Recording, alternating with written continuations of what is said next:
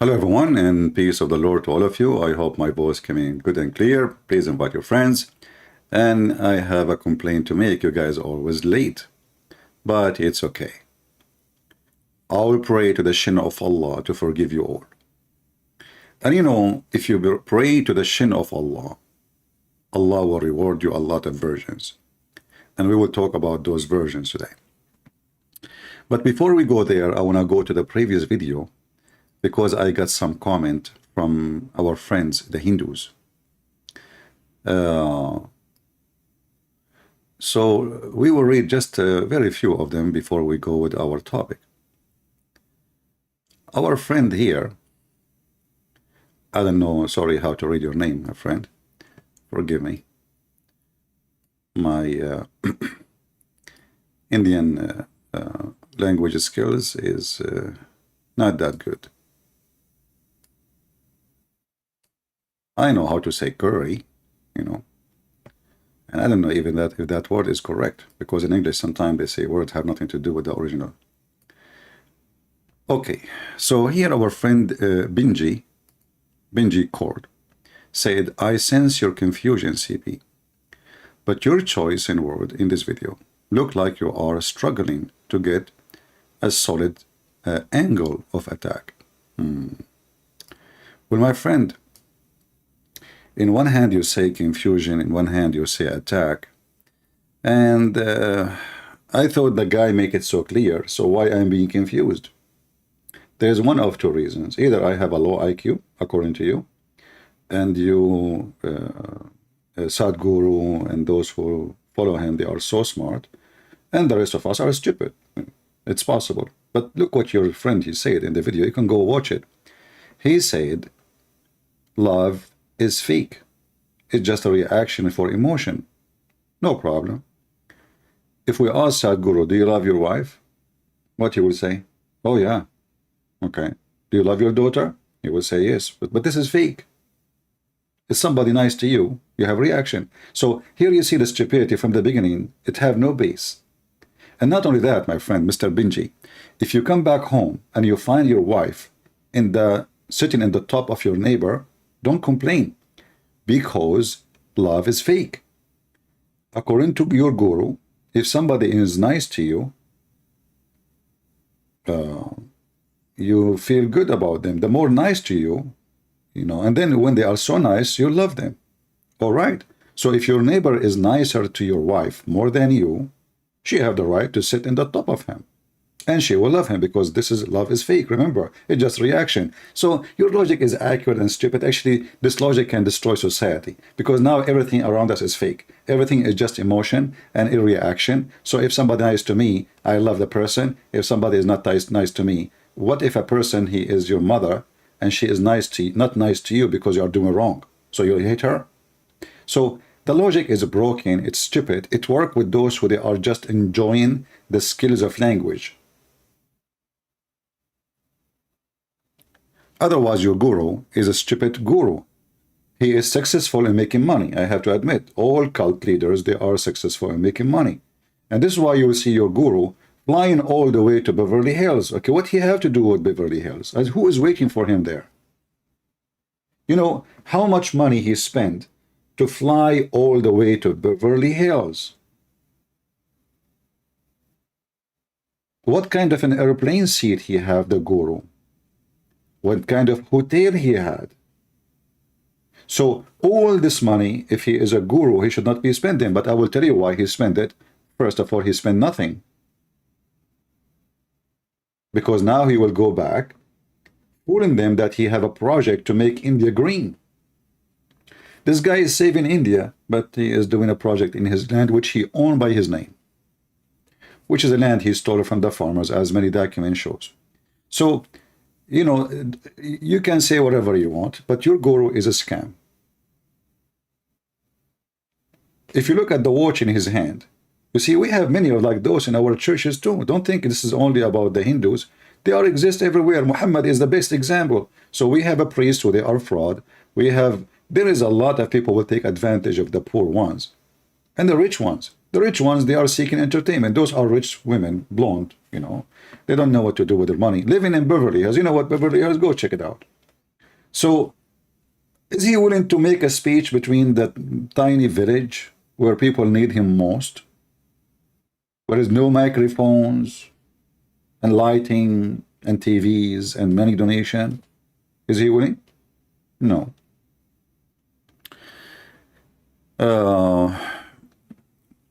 Then he says, well, as for me, Javanese Christian, as a Javanese Christian, what is that? You're a Christian? You're a Javanese Christian? What does that mean? I don't know what does that mean. Sadhguru word is not confusing. It hit you as a hint, but not confusing at all. Maybe because Javanese and Indian share similar mindset or philosophy. You know, first of all, we Christian, we don't have philosophy. We don't believe in philosophies. Philosophy is just a play with art, the art of words. I can convince you with philosophy, with wrong, and I can convince you with philosophy, with the same topic, the same person, the opposite. Very easy. All what you need is someone is extra smart and someone is less intelligent. And that person who is extra smart, he can curve the logic and break it and make it fit for him. It's like a lawyer.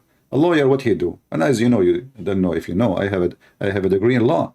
A lawyer, this is why I don't like to work as a lawyer. What a lawyer he do, he cannot break the law, but he can bend the law, which means he can find a hole here, there. So he make you, even if you are a rapist, he can make you clean. In fact, he can make the victim is the criminal. He can switch things upside down because he is smarter than the system. And the system has holes in the narrative, standard narrative has holes. So your guru have holes all over the place. Same time when he said love is not real, and then he said the Jewish rabbi, which is a same scam anyway, I believe, he said to him, well, give me an example of something is like, if love is not real, you know, give me an example of something, you know, like don't live within you, and it is not like, you know, not real. He said life. Life. But then we showed you the quotation, the guy, he contradicted himself. In one quotation, he says life is not within you. In the other quotation, he says life is within you. So which one? It can't be both. And if life is not within us, so where is love? Where is life? It's in the tree, not in me. So what I am? I'm dead now? So, you know, this is not a philosophy. This is just stupidity. And then, you know, like he is quoting for us from Matthew and John, etc. My friend, your friend, the guru, don't even believe in a spirit. He don't believe in such a thing. Each quotation, this person is contradicting for, he's like the Muhammad. You know, Muhammad, he said something yesterday, second day he said the opposite. The whole idea, why he said the opposite, because simply he's trying to prove himself is smarter than you. So if you say something now, he opposes you to prove you wrong, to show that he is superior. If the second day you say, you take his position, he will switch to your position to prove you wrong. Because all the point is how he can show that he has skills and he is smart and he is, you know, over you. This is a tribe in Indonesia. Okay, no problem. So he is not Indian. He is from Indonesia. All right. Yeah, you see how the effect of those false liars, they are going even to affect the Christians. And why a Christian even need to listen to such an idiot who don't believe in the spirit? Do you, as a Christian, do you believe in the spirit or you don't? They believe in free sex. They believe that, you know, like ethic is a karma, and that karma can change depending in your situation. You know, if you open the book of which they follow, and I made a video about it, it says if a man he can sleep around, a woman she cannot. Okay, but hold on. So the husband he can sleep around, but the wife she cannot. But the husband is sleeping with who around? Do you see the stupidity? And where is the ethic? Zero ethic. And then you want to teach me about spiritual. Where those people they been all those thousands of years when women they were burned alive when the husband he died? Where they been when they were cast in system and until now it exists where poor people they are considered as a trash? Those gurus, my friend, they work for the rich and the money. They are not. They are a scam. And if there is one of them, he worked for the poor, trust me, he will not be famous. They will lock him up and they will put a taboo on him and they will accuse him of many things. Now we go back to our topic about, the Lord, he says to us, from their fruits you shall know them. From their fruits you shall know them. I am not a priest, I am not a bishop, I don't claim to be even a minister for kids. I'm not. But always your fruit will expose you. If you are a person who seek, the guy who owns millions, but he's a guru. A guru supposedly he wear a sheet around his ass and he sit in the ground. And he supposedly he preaching people. What the millions for? And all is written in his name. So, from their fruits you shall know them. As simple as that. When you wear a Rolex and you claim that you are serving Jesus, obviously you are serving Rolex, you are not serving Jesus. You cannot worship to Lord, my friend. You cannot, Who is your Lord? Obviously your Lord is money. And this is why, if poor people, they invited Sadhguru, is he willing to come? Or he will go only to the rich ones? We know the answer. We know the answer. Anyway, we go back to our topic, which is about the heaven of Allah. I'm going to open my Skype so we can enjoy talking to Muslims. As you know, Muslims are very smart people. Actually, I notice, based in my experience, that Muslims, for some reason, they are above average. Way above average of societies are everywhere, You cannot compare, a Muslim person from the same ethnic to someone is not a Muslim. As an example, Muslims believe that Allah created the earth before the heaven, which is very accurate because the earth does not need a space to put it in. You just put it in the shelf somewhere. Like there is no space. So don't we create a space before we create the earth? The Muslim, they think that the earth is not even inside the heaven. The Muslim, they believe that Allah, he left up the sky so it doesn't fall on us. He's holding it. The Muslim believe that Allah, he made the sky as a roof. It's a solid roof. The Muslim believe that if shaitan or a human being try to go out to heaven, Allah will shoot his ass with a star. And actually, I see that every night. So we have to admit that Muhammadans are very, very smart people. Let us see. Exposing Christian Prince boys, did Jesus know the hour? A person sending me supposedly a link. I don't open links, but let us call this Abdul. Maybe he can, maybe he can out. Where is the call? He have a group. Potato. I think this is the same guy. We spanked him last time. You remember? The guy, he called me and we got him busted in 2 seconds. You see, this is one of the stupid things the Muhammadan they believe in. The second you ask them who is the one who was to be sacrificed, they say to you Ishmael.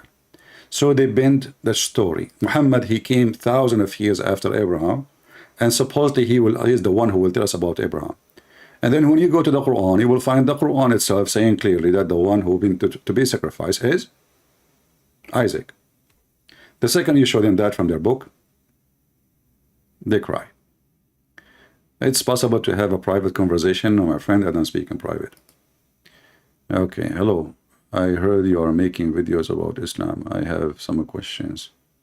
I am a Muslim girl that want to ask you some questions about the miracles of the Quran. Oh, okay. Well, I hope your parents next to you, even if you're an adult. Let us see. calling this lady. If you are a Muslim, would like to join us, please feel free. Text me, and I will call you immediately. Look like she is not online. All right.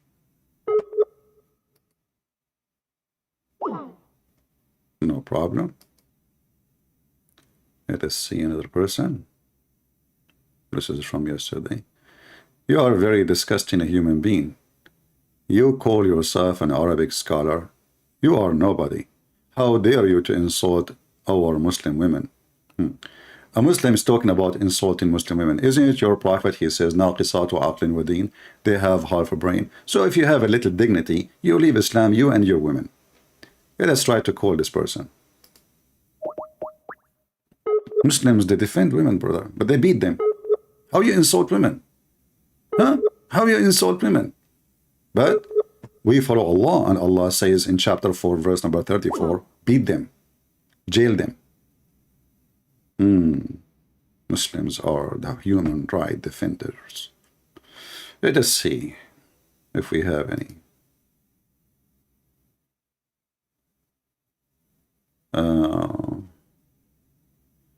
Somebody is asking me to join a conference. No, I'm not a fan of conferences. Okay.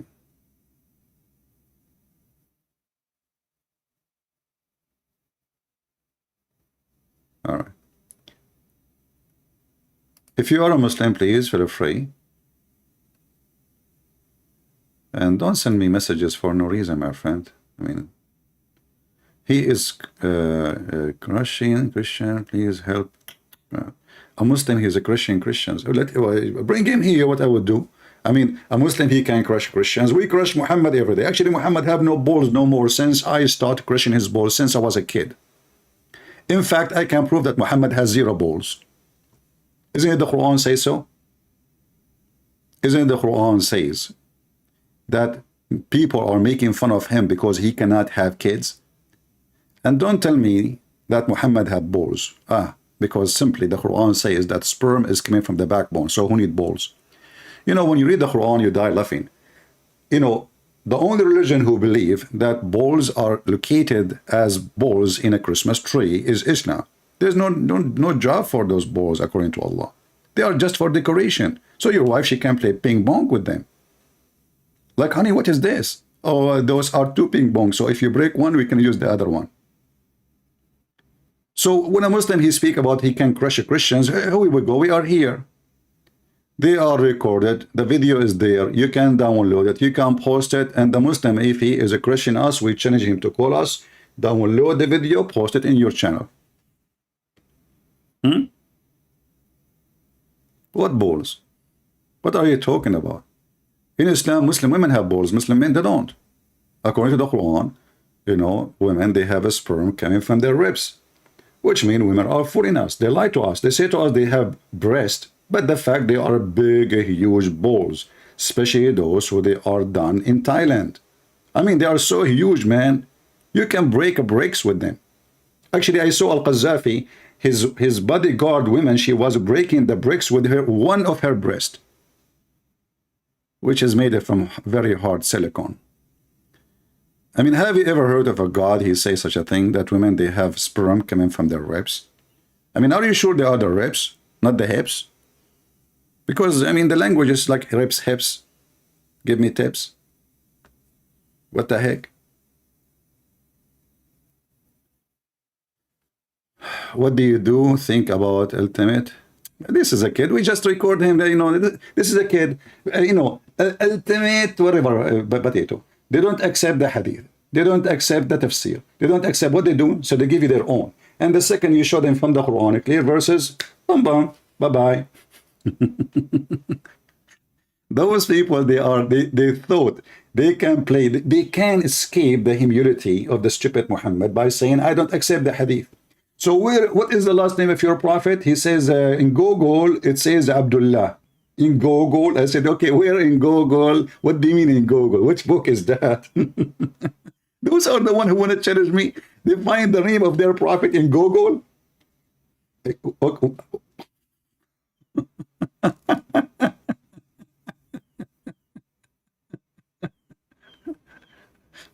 You know, when you see a Muhammad and he says, I don't accept the hadith, he is saying, my prophet, he speak bull.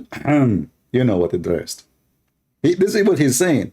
So he think he can save the ass, his ass and the ass of Muhammad from the embarrassment by saying, I don't accept the hadith. But all the Quran is a hadith. Every single word in the Quran is nothing but a hadith. The Quran is a collection of hadith from the hadith. In fact, the Quran said clearly that this is nothing but a hadith. If I type the word hadith here in the search engine, I will do that in front of you. Hadith.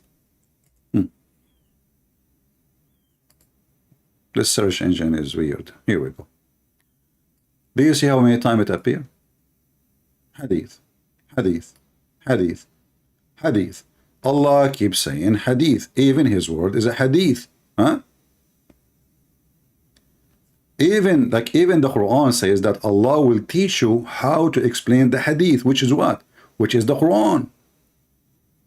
If you don't believe me, read chapter 12, verse number 16, verse number 6. Allah will give you the interpretation of the hadith. You see, the Muslim translation says the stories. What stories? This is the hadith. Do you see it? This is the Arabic here. In Arabic, it says ta'wilul ahadithi. Many hadith. Ta'wil means interpretation. So here you see the Quran saying it clearly that every single word in the Quran is nothing but a hadith. And then those potatoes, they say to you, we don't accept hadith. And then you go to the Muslim cleric, they will say to you, if you don't accept hadith, you are a kafir. All those is saying Allah making hadith. Do you see it? When Muhammad, he speak about Moses in the Quran, how the Quran described that story? Hadith. وَهَلْ أَتَاكَ حَدِيثُ مُوسَى? Did the hadith of Moses came to you? Read it. The Muslim translated as a story. But this is what it's hadith in Arabic. Hadith is somebody making fairy tale story, blah, blah, blah, blah, blah, you know. Your grandma, she is old, she lost her teeth. She is sitting with the neighbor, and she is trying to explain to her something about what the neighbor she did. Did you see her husband? He's fighting with her, blah, blah, blah, you know. And this is what the Quran is about. And the second you ask the Muhammad, what this is mean? They are in trouble. But remember, all Muslims can refute you. But the second we talk to them, the only way to escape, they think they can escape by saying, I don't accept the hadith. This is why for me, I don't really waste my time with people who they are claiming that they are Muslims, but they don't accept the hadith, because simply they don't. They are not Muslims. Those are not Muslims. You know? Those are not Muslims. A Muslim, he will not deny the hadith. He will not, because if you imagine a Christian denying what Jesus said, what is left? All the Quran is a hadith from Muhammad anyway, and both of them, they are written in the same time. The Quran, actually, the Quran is even later, because the hadith start being to be collected about 270 something after Muhammad. The Quran, nobody knows actually when the first copy is written. We don't have any copy actually.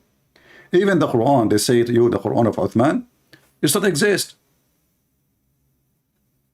If you go to the Muslim, any Arabic Quran, you will see there's a page, not depend in the print, but in the Qurans I have, not the one the goat ate it, the other one, it says, this is printed in Saudi Arabia.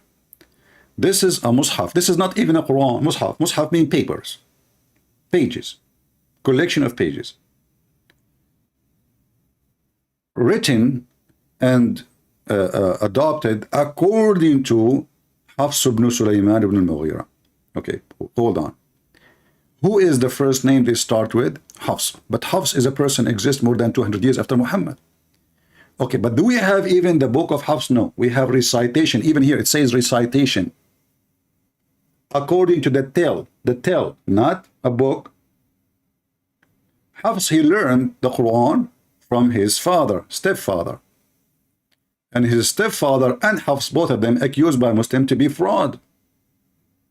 So this is the earliest version, which is not a book. It was a recitation. Is coming from Hafs. Hafs learned from Asim, you know, and Asim supposedly learned from blah, blah, blah, blah, blah, from Abdul Rahman, from Ibn Habib al-Salma, from Uthman ibn Affan, from Ali ibn Talib, from Zayd ibn Thabit, from Ibn Ka'b, and in Nabi sallallahu alayhi wa sallam. So all those names from, and the first from is Hafs and Asim, and both are accused by Muslim to be fraud. All right, we have somebody. Look like he is Indian. All right. Sorry for calling you. So why you are calling me? You call me and you feel sorry for it? Okay, no problem. I know those symptoms. Do we have any Mohammedan? They don't even have a book. They don't. A bunch of kids. I can't even use the word kids with them, because according to them, Aisha, she was mature at the age of 6. And then the Muslim, in order to wash their hand from what it says there, this is why they don't want the hadith, because the hadith exposed the stupidity of Muhammad and his evil. More than the Quran. Quran is just a gibberish language. Even those who speak Arabic, they understand nothing of it. This is why you will see the Muslims don't agree about even simple things. If we ask the Muslim now, if a woman, she, get married, she slept with the man, how long it's going to take for the baby to be delivered? You will find that every Islamic school, I mean, this is a very simple common sense. You do not need to be genius and scholar. Simple common sense. If you ask a child, an elementary school kid, he will tell you the answer, the correct answer. The Muslim didn't have even that. Every Islamic sect have different answer for that.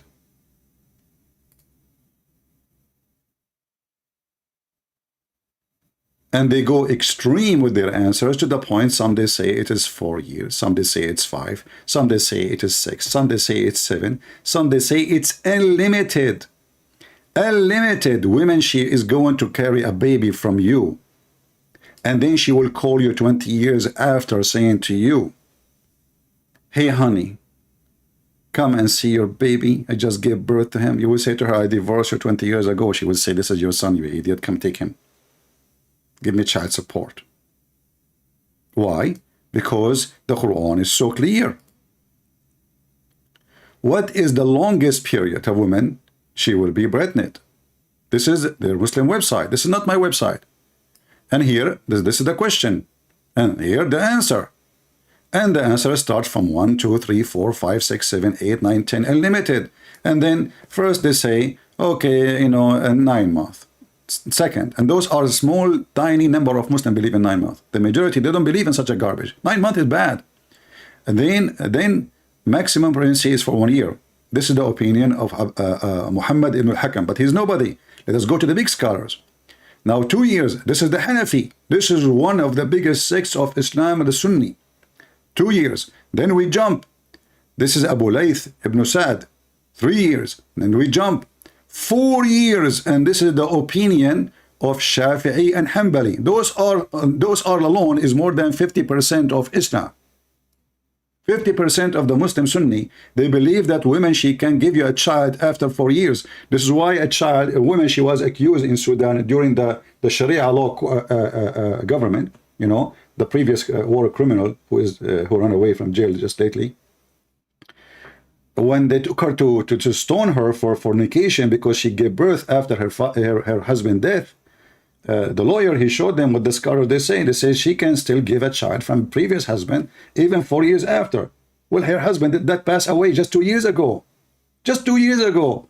So she was escaped, and the court released her because simply, okay, the scholars, they say that. So scholars know best. So 4 years, are we done? No, 5 years. And this is Imam Malik. This is the third biggest sect of Islam. So there are 4 sects of the Muslim Sunni. And then This 6 years we have auction. This is an opinion of Azuri and Malik. Malik himself, who said 5 years, it says he says the same Imam Malik. He says it's possible to be 6 years. Wonderful. You divorce your wife today, 6 years after she will call you, and you have to pay for child support. Then Azuri and Malik did not stop here because it's an auction. They said, you know what? It's possible even 7 years. Look, I'm not making things up. It's in front of you. I will give you the link. All right.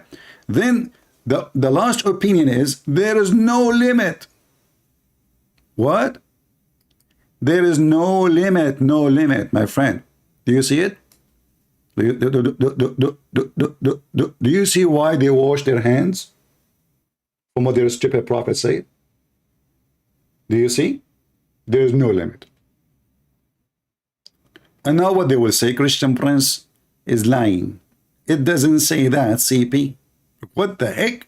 It doesn't? Yes, it doesn't say that, CP. That's it. They solve the problem by saying it doesn't say that, CP. And if you show them a hadith, they say I don't accept hadith. And if even the one who accepts hadith, he will find a reason to say I don't accept it because this guy, okay, Susu told Fufu, Fufu told Mimi told Dudu, Dudu told Kuku. Kuku is a very well-known liar. So therefore, brother, this hadith is fabricated. What the heck? That is super intelligence. Do you see how they wash their hands? I mean, this religion, they say, we don't believe in our books. So why we should believe in your books, you idiot? If you yourself don't believe in your books, why in the world anyone will believe in yours? Are you mental? This is the link. You don't have to, you know, maybe I'm giving you a false translation. This is Google translation. This is a very website, support terrorism, well known. And the name of the question actually, Islamic info, Al-Islamu su'alun wa jawab, Islamic questions and answer. And this is the answer. And then they will say to you, Christian Prince is lying to you. We show the evidence in the screen. We get them busted live on air. And then they say, it doesn't say that. Now, don't waste my time, please. I want to get my versions. Muslims keep asking me to convert to Islam, and I am really thinking about it. Sharpen my tools. Even though Allah promised me to have endless penis, but I don't know if that will function, because if it's so endless, it's going to be so weak. I can explain more because there's ladies around. Because the longest it is, the weaker it is. Anything can break it, man. Endless. And how you...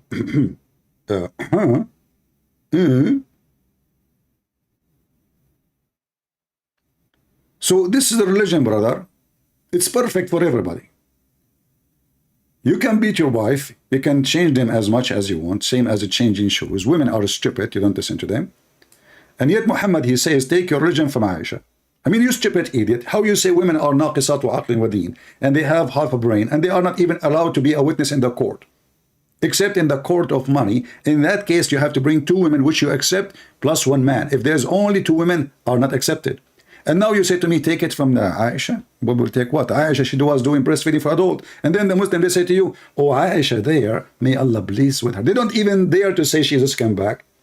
I mean, the woman, she is doing breastfeeding for adult. Do a Muslim dare to say she is really screwed up? If other Muslim women, she start giving her breast to strangers, what the Muslim will do? A'udhu billah, Satan deceiving her, a'udhu billah. But this is what your prophet said, and this is what his wife was doing. A Muslim, his name is I Choose Islam. He said, you disgust me. My friend, I'm so glad. It's time to hear the truth, my friend, that Santa Claus is real and Muhammad has an unknown father. He was born 4 years after his father, man. And yet you Muslim, you change the name of his father. You say his name is Abdullah. How his father, his name is Abdullah, but you don't believe in Allah? Have you ever heard of somebody, his name the slave of Allah, but you don't believe in Allah, and he will go to hell? Christian Prince, you disgust me. Is that the statement coming from you or from Zakir Naik, who ran away from me when I went to his chat? Christian Prince, First of all, I was not what in the chat. I saw you, man. I saw you looking at your phone. Your face had changed and almost you have a diarrhea. Christian Prince, what you know? Don't talk to that. First of all, the last time I have a diarrhea, it was 10 years ago. The last time you have a diarrhea, you have 10 years ago, do you have witnesses? Christian Prince, how I can get you witnesses? So how in the world you can get 4 witnesses for your wife cheating on you? And what kind of logic this logic is? And you have to see the penis of the man going in and out. Christian Prince, first of all, you can ask the guy. You can say to him, can you please wait for me? I'm going to go and find you 4 witnesses. Zakir and Yuka, are you sure? You are going to ask the guy who is doom boom boom to your wife to wait until you go and find 4 witnesses? Exactly. In fact, in the hadith, the Prophet he said that the Muslim family had asked him, brother, Prophet, I did not ask him to wait for me. The Prophet said yes. What?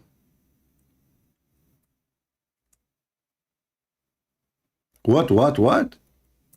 Yes, brother.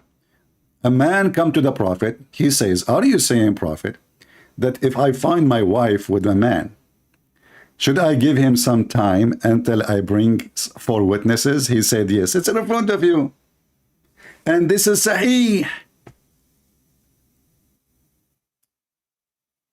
If you need 4 witnesses and they have to see the penis of the man given, listen, there is a very famous story of a caliphate. They got 4 witnesses.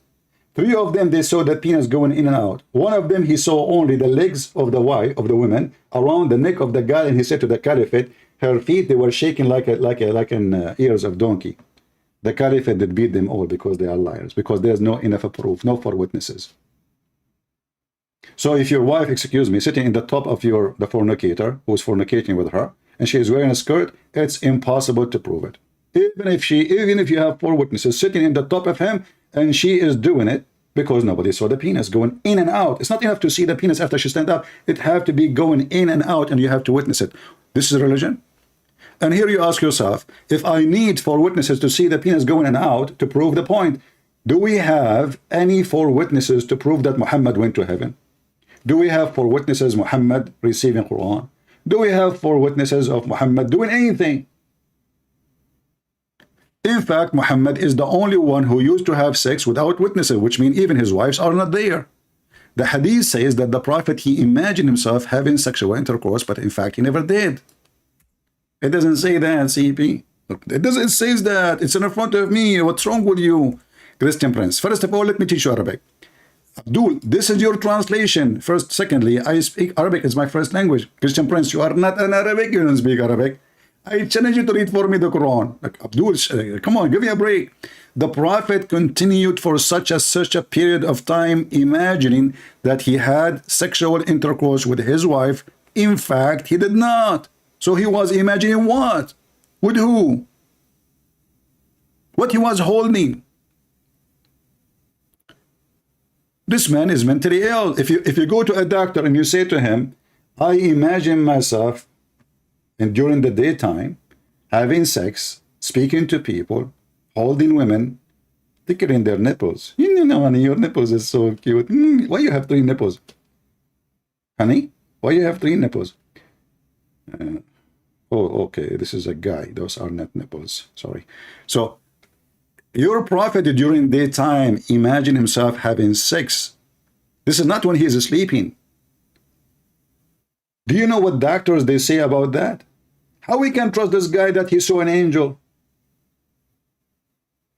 Even his sex is balush.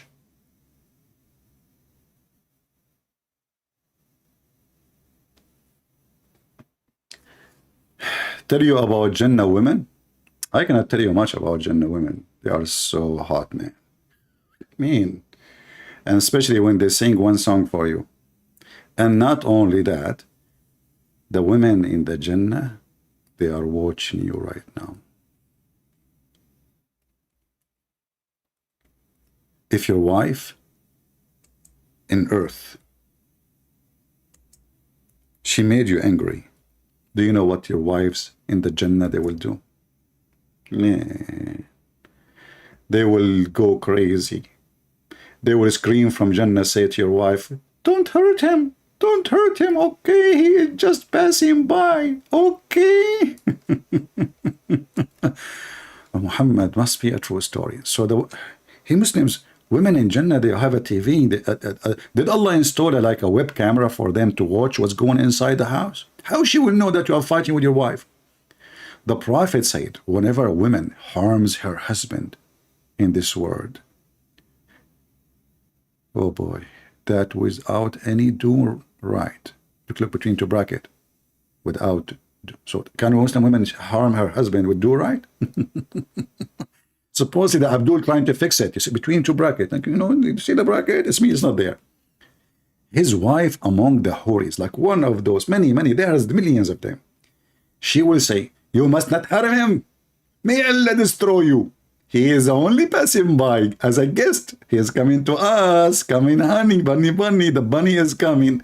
What the heck is that? And how come your Muslim husband don't hear it? When the last time you have a fight with your wife and you heard the whore saying that to your wife? And if nobody can hear it, what's the point of saying that? The wife in the earth is hurting her bunny, and she's saying, like, look how evil the prayer, may Allah destroy you. Is Allah going to answer their prayer, brother? Because they are living in heaven already, they are closer to Allah. May Allah destroy you. Like, not may Allah break your nails. I mean, you see, you say to a woman, may Allah break your nails, is more scary than destroying her. What's wrong with you? Say something useful. Say to her, may Allah make your nails broken. Say to her, may Allah make your eyelashes not long. That hurt. That destroy you. What that will do to her? She died, she don't care. But a broken nail is a fiction. Like, it's a very harmful thing. Like, what the heck? There's my nails. It's not how I can go to see my friends now. Where's the nails? You know, make a real threat to women. Something scary. You know? Like, say, may Allah make your breasts small. That's something. You know, you're getting closer. Huh? Like, very small. Like, very, you know? What the heck is that? This is a religion and this is a prophet of God. I don't know why Sadhguru is not quoting those things in the stage. I think women, they will like it more. Do we have any Mohammedan would like to join us live on air or dead in air? I don't care. Anyone?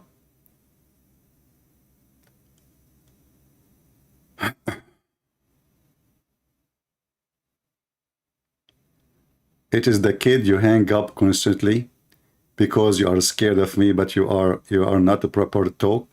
This kid, he keep calling me back. Okay, I will give him a chance. Let us see.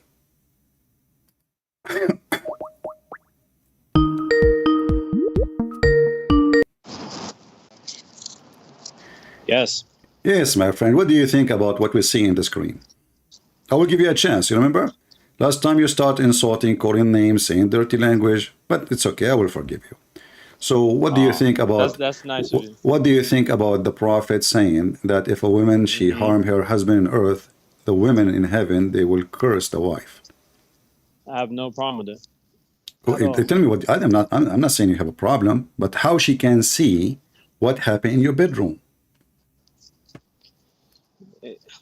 That's like not the right question. The point of the hadith is no, this is the point of the hadith. For the woman, is this hadith, is it true or it's just a fiction story? Is it a true story? This is what happened. This is a sahih hadith. This is a sound hadith. Okay. And it's basically just describing about the woman, you know, not being bad to her man, as we see in other types of situations. No problem. Listen. The woman doesn't have fear these days with her man. She does what she wants. She divorce him. She throw him in jail. She go get another man. Listen. In Islam, just want to finish. Yeah. In Islam, the woman, a God-fearing woman, she fears her husband to the point where she's not gonna play those type of games. Sah? No. Okay? In Islam, women are very aggressive. I can show you right now how big a study is made. Even the Muslim in Morocco, the Muslim in Morocco, they have an organization to defend the men from with domestic violence. Women, Muslim women in Morocco, they are beating their husband. I can show it to you right now on the screen. But let us not to go there. Lived in What Morocco. about the wife? What about the wife? What about? Let us go. Let us not to go. What about the wives of Muhammad? Okay. Did they abuse Muhammad them? and Muhammad could not do anything with them? How did they abuse him? I don't know. Maybe they did beat him. No, they didn't beat him. Okay, then do you see Nor my? did, do nor, you, do nor, you, nor, do you nor, see? Nor did Muhammad beat them. Okay, no problem. We will see. For sure, Muhammad cannot beat them. I mean, Muhammad is he cannot beat anybody. Hold on, listen. So, this is the Quran. Do you see my screen? Let me pull it up. Which one? Whenever a woman harms? No. I will show you another one. Show me Sahih, just don't show me any silly stuff. I will show you a da'if Quran. Are you happy now? No, don't show me da'if anything. What? Don't show me da'if anything. You don't accept da'if Quran? There's no da'if Quran. There's one Quran. I just showed you, said, I'm going to show you Quran. You said to me, don't show me any da'if anything. Yeah. Okay, so what you are saying to me is don't show me da'if if the Quran is not da'if. You just admit that Quran is da'if. Okay, so if we go in the Quran, my friend, is the Quran is a hadith. The Quran says so. Are you against the Quran? No. The Quran says, I can show you tons of verses. The Quran saying, hadith mean in Arabic? Hadith means speech, talk. Okay. Chit chat, you know. Sure. Yeah, I'm very sure. Yeah, you know. Not chit chat. Yeah, a chit chat. No problem. We will go there. But let's see how your prophet with his wives. If you are having a fight with your wife, how many men you need to call to support you in the fight, Mr. I don't know what to call you. Call me Hamzah. Hamzah. Okay, Hamzah. How many men you need to support you if you have a fight with your wife? If you have a fight with your wife, I would say I believe it's 4, right? You need 4 wives? No, I'm not saying your wife's cheating around. I'm saying you have a fight with your wife. How many men you need to support you to win? Win with who? With your wife. You are fighting with your wife. Okay. Okay, how many men you need to help you to win the fight against a woman? How many women? 2 women. 2 women. Let us say you have 2 wives. How many men, how many of your friends you will call to support you? Because obviously you are not the man of the house. You cannot even fight 2 women. How many men you need to ask them to come and support you? I've never heard of that before. I'm asking you, tell me, can you fight 2 women or you cannot? Fight them in what way? Whatever way. Let us say they are even arguing with you and you cannot even refute them. What do? Do you call for help, or you are going to, you are the lord of the house and you will deal with them? No, I don't talk to them. Okay, but are you in control of the house, or you will ask for somebody else's help? Me personally, I'm not gonna ask anybody for anything. Why? Because you are strong? No, because women can be emotional, and I don't need other people in my business. Okay, so you will not publish that in Facebook if you have a fight with your wives, asking people to support you? No. No. Why? I personally wouldn't. Why? I personally wouldn't, just because people are busy in other people's business. I don't get involved in that. Is that just because of busy, or because you're afraid of from scandal? This is scandal, telling the laundry of your house, publishing it. No? No. I don't care about that. Okay. No. Okay. So if you're a prophet, if you're a prophet is strong, why he need the help of Allah to fight his 2 wives? And not only Allah, Jibreel, and not only Jibreel, Mikael, and not only Mikael, all the angels, and not only this, every single righteous Muslim joined the fight against 2 women, Hafsa and Aisha. What say you? What kind of man he need all of those to fight 2 women? If you read this verse, you will think this guy is going to fight Putin. Which chapter? Chapter 66, verse number 4. Okay. Let's get there. Okay. It will be better if you wives both turn to Allah in repentance, for your hearts have certainly faltered. But if you continue to collaborate against him, then know that Allah himself is his guardian, and Gabriel, the righteous believers, and the angels are all his supporters. Okay. And? What and? What's I your mean, the point? guy, he is asking everybody. You said to me, you do not need. This is your business. Now he is asking Allah. How is he asking everybody? Is Allah is enough to protect Muhammad? Is Allah enough to protect Muhammad? That's not what's going on here. This is what's going on. He says, if you don't repent, Allah is his protectors. He is a protector. You see the word protector? Yeah. Okay, protector from what? What they would do to him Yeah. exactly?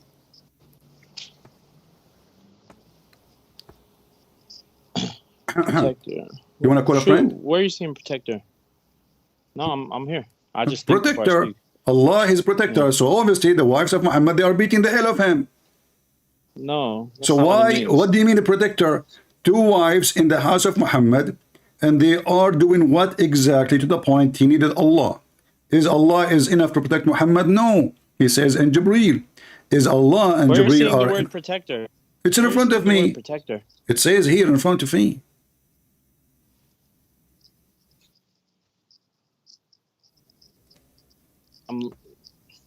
What's the Arabic word? You're. Don't tell me Arabic. Why you don't speak Arabic? No, I do. You don't know what I speak. No, you don't.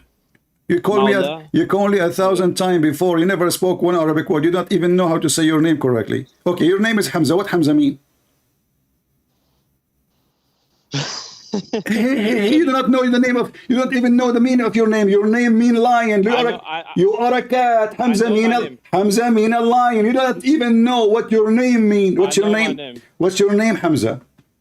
Okay. What Hamzah mean? You do not know. Hamzah mean a lion, but you're a cat. So now answer. You're a prophet. He need the protection from Allah. What those women are doing and what kind of man he is. Is Allah is enough to protect him? No. Read with me. Allah and Jibreel. Is Allah and Jibreel enough? No. He need to call more help. And every righteous Muslim, ISIS, Al-Qaeda, Mimi, Hijab, Susu, Dudu, Fufuyu, all have to come to the house of Muhammad to protect him from two women. For sure. I mean, they are strong. They have long nails and they are 5 foot tall. Did you read the verse before it? It doesn't matter. Remember when now he is in trouble. Doesn't matter. Okay, the verse before it is like a daddy nanny, grandma in the coffee shop. Look, explain to me what happened. When the Prophet disclosed a matter of confidence to one of his consort, and she then divulged to another, what the heck, is Allah talking? And then Allah made it known to him. So he confirmed a part thereof, and he repeated a part. Then when he told her what she told him, and she said to her what she said to him, she said, who told you this? This is Allah talking, this is God talking, this is the amazing Quran. If this is the amazing Quran, so what is my grandma is doing? This is what gossip is about? What? God, he is saying this. When the Prophet disclosed a matter of confidence, he said to one of his girlfriend, she told the other girlfriend, and the other girlfriend, she told her, where you did this? And he told her some of it, and then Allah told him part, and Allah did not tell him the other part. Look at the details. And then, brother, and remember, you are the one who asked me to read the verse before it, not me. So you ask for it, you get it. Sure. Then when he told her thereof, she said, who told you this? He said, he told me the one is all-knowing, the all-knower. What the heck is that? And now, do you understand anything? What do you understand after all this? You are the one who said to me, read the verse before. Do you understand what's going on? No. Until now, we do not know what's going on. No, you don't. Tell me what the story. I'm just letting you talk. Thank you. Tell me what happened. Are you searching Google? I'm clearing up my facts for sure. Yeah. Yeah. What you're saying is for sure not all the way right. Yeah. And first off, you don't even have a point to what's your point to this? Okay, my friend. When you find the point, let me know and call me. Okay. Until now, we don't get the point. Take care. What's your point? What's your point? What the heck? So after speaking to me for 15 minutes and repeating losing my voice, you say to me, what's your point?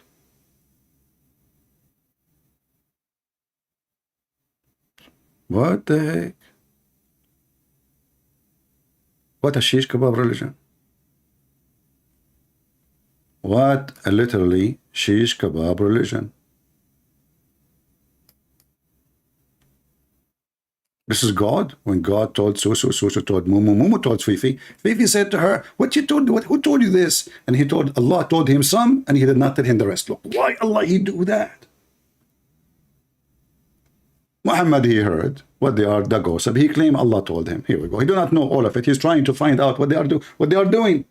This is why he said, Allah told me some, but did not tell me everything. So tell me what's going on. And those women, they are getting so aggressive. You know, women, they have long nails. You know, look at the neck of Muhammad. You will find a lot of scars. Especially when you don't do the laundry or wash dishes.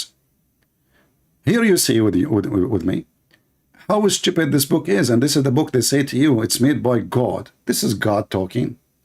This is God who made this universe speaking here. And they say to you in Arabic, it's so powerful, man. If you read in Arabic, you will die laughing. وإذ أسر النبي إلى بعض أزواجه حديثا فلما نبأت به وأظهره الله عليه فعرف بعضه وأعرض عن بعض. What the heck هي عرف بعضه وأعرض عن بعض؟ إيه البعض ده؟ إيه الأبعاد دي يا رجل؟ ثلاثي الأبعاد من بعضي بعدت فكان بعضي بعيدا بعيد ما أبعد بعضي بعد بعضي فإن الله بعيد بعيد فقد تباعد البعض من البعض وإن بعضنا فنحن بعاضين وكان بعض البعض بعضا والبعض أولى بالمبعوض. Muslim, do you understand what I'm saying? I just made a chapter, it's called بعضي. I made a chapter from this word. بعضه? What the heck is that? Who speak Arabic here? Those who speak Arabic, they knew what kind of a disaster I just did. They will be flipping in their floor.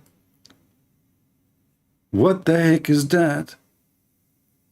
بعضه يا بعيد انت يا بعيد يا بعيد اسكت يا بعيد بتبعد انت ليه؟ ده انت بعضتنا يا راجل. حط البعيد بالبعيد وكل بعيد فخلاص ما انت بعضتنا بقى. هو بعض مين؟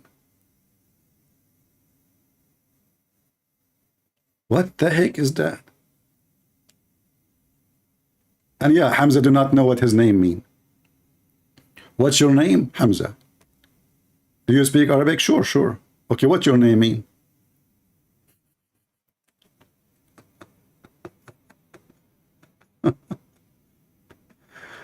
Oh boy. Do we have any Mohammedan would like to join us? Huh?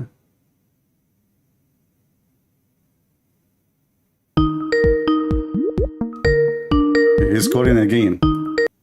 My friend, what are you calling again? That's my name, Hamzah. You got it right. Okay. He just so guys, he called me back to tell me that I got his name right. Just. All right. We want an adult Muslim to call us, not somebody is 40 years old. Adult, please.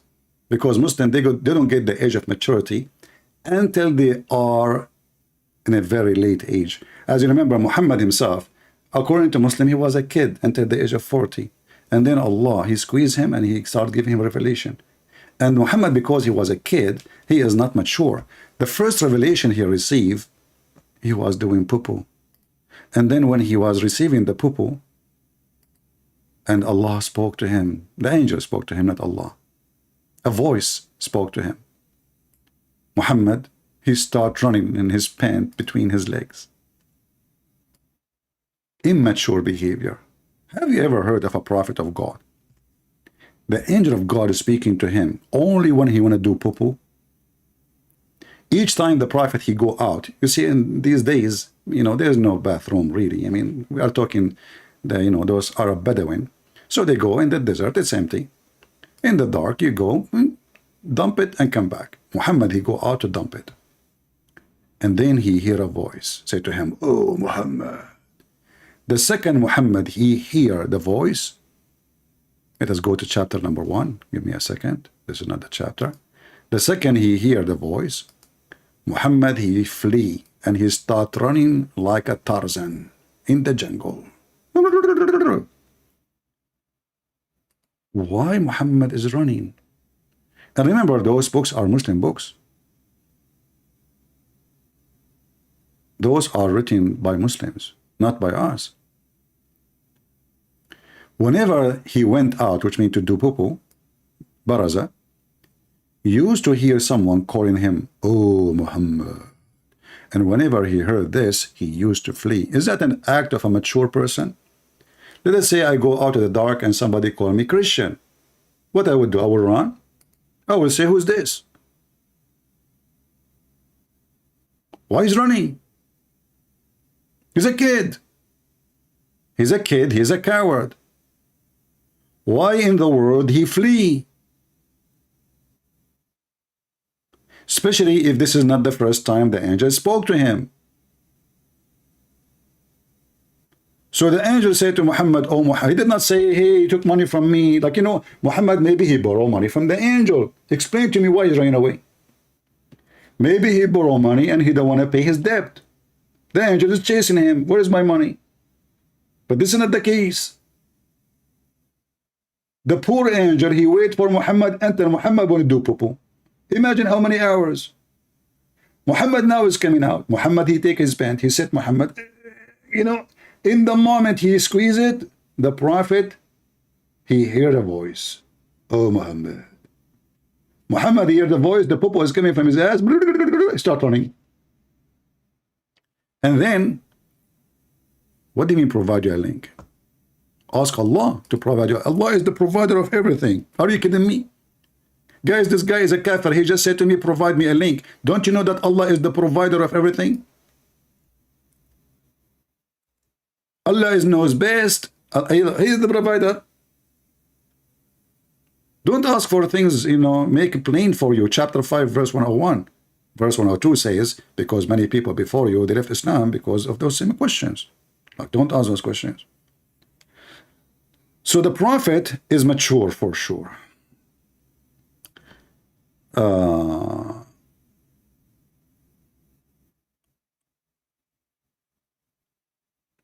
Yeah, he's just a kid. That's why I don't judge him. I feel sorry for him. He's just a kid. No problem. This is why I don't want to waste my time. I want to speak to somebody claim to have knowledge, not someone who have no idea. You see, if you make victory of someone he is nobody, you made no victory. And this is why I believe that Allah is not God. As an example, Allah versus the lizard. Who? The lizard. Hold on. Did I hear you correctly? Yes. Allah, his enemy is a lizard? Yes, brother. What kind of God? His enemy is a lizard. And why? Why, brother? Why? What happened? What happened between Allah and Mr. Lizard? If there is any Muslim can help us. Is that the act of shaitan, brother? Like shaitan, he made enmity between them or misunderstanding maybe? Lizard, he become the enemy of Allah? That's deep. Aisha says, can you please explain the hadith about why we should kill the house lizard? Please explain. First of all, the house lizard, I think they call it salamander or something like that. I'm not sure. He is not sure. To be honest, this is a scholar. He is not sure. I mean, they are honest. We have to give them a credit. As scholar, he just said, I am not sure. That's rare because he's humble, you know. They call him salamander. I don't know. In America, they call him Joe Biden. I'm not sure, really. I'm not sure. But you know the thing. Okay, what happened and what next? The house lizard is no way. An insect. It's an insect. Stop. He do not know what they call it, salamander, maybe something, you know, but it's an insect. Now this is what he is sure from. See the honesty? When he is not sure, he did not say I'm sure. When he is sure, he told you what it is. It's an insect. Salamander is Abdul. Salamander eat insect. He is not an insect potato. I mean, what kind of? Give me the name of the school you went to. Potato school. I think they call it salamander or something. I think like yeah. that. I'm not sure. I'm not sure. The house lizard is an insect that is harmful. Some of it cause a lot of diseases. And brother, you just said some of it. What about the other some? Are they useful? So why we not kill them all? Or kill the harmful one? A potato. Abdul, who is the one who will eat the mosquitoes if we kill all lizard? Are you stupid or what? Do you know what lizard they eat? They control bugs. Bugs can eat crops, they can eat your fruit, they can eat your tree, they can eat your tomato, they can destroy the food of a human being. We need those lizards. The enemy of Allah is a lizard. Go ahead. some say that it intends to walk over the food and the drinks and to poo. Unbelievable, disgusting son of Mut'a lizard. He goes over your dish, he ends up, and he's looking around like, did they see me? Did they see me? Nobody see me. And then you go and you eat the food like, the ice cream was so good. Because it's mixed with lizard piss. What the heck of this knowledge? Do you have any reference? Where it puts a lot of its illnesses and diseases in people's food. Brother, I heard that even lizard, they hold it until they go inside. They don't even do it outside. They hold it for you. Like he go outside, he eat insect, and now it's time to poo. Do he poo outside? No. He go look for your house, find a hole, something. He go to your dishes. And, finally, today, they did not open the door for a long time. So it took me a lot of time to get in and do it. But finally, it's ready. See, this is my gift to you Muslims. Salamander is pooping in your food. Conspiracy, even salamander is their enemy. Continue, brother. So, in general, it is a dangerous, very dangerous creature that only brings harm to the people. I know. In general. In general, yeah. And if you notice... No, I noticed too. Are you kidding me? Listen, did you notice? I mean, let us be honest here. Focus with the words. Those are scars. They don't speak anything for nothing. Did you, if you notice, for sure we noticed. Are you kidding me? I noticed a lot of things about lizard. Do you see, guys, how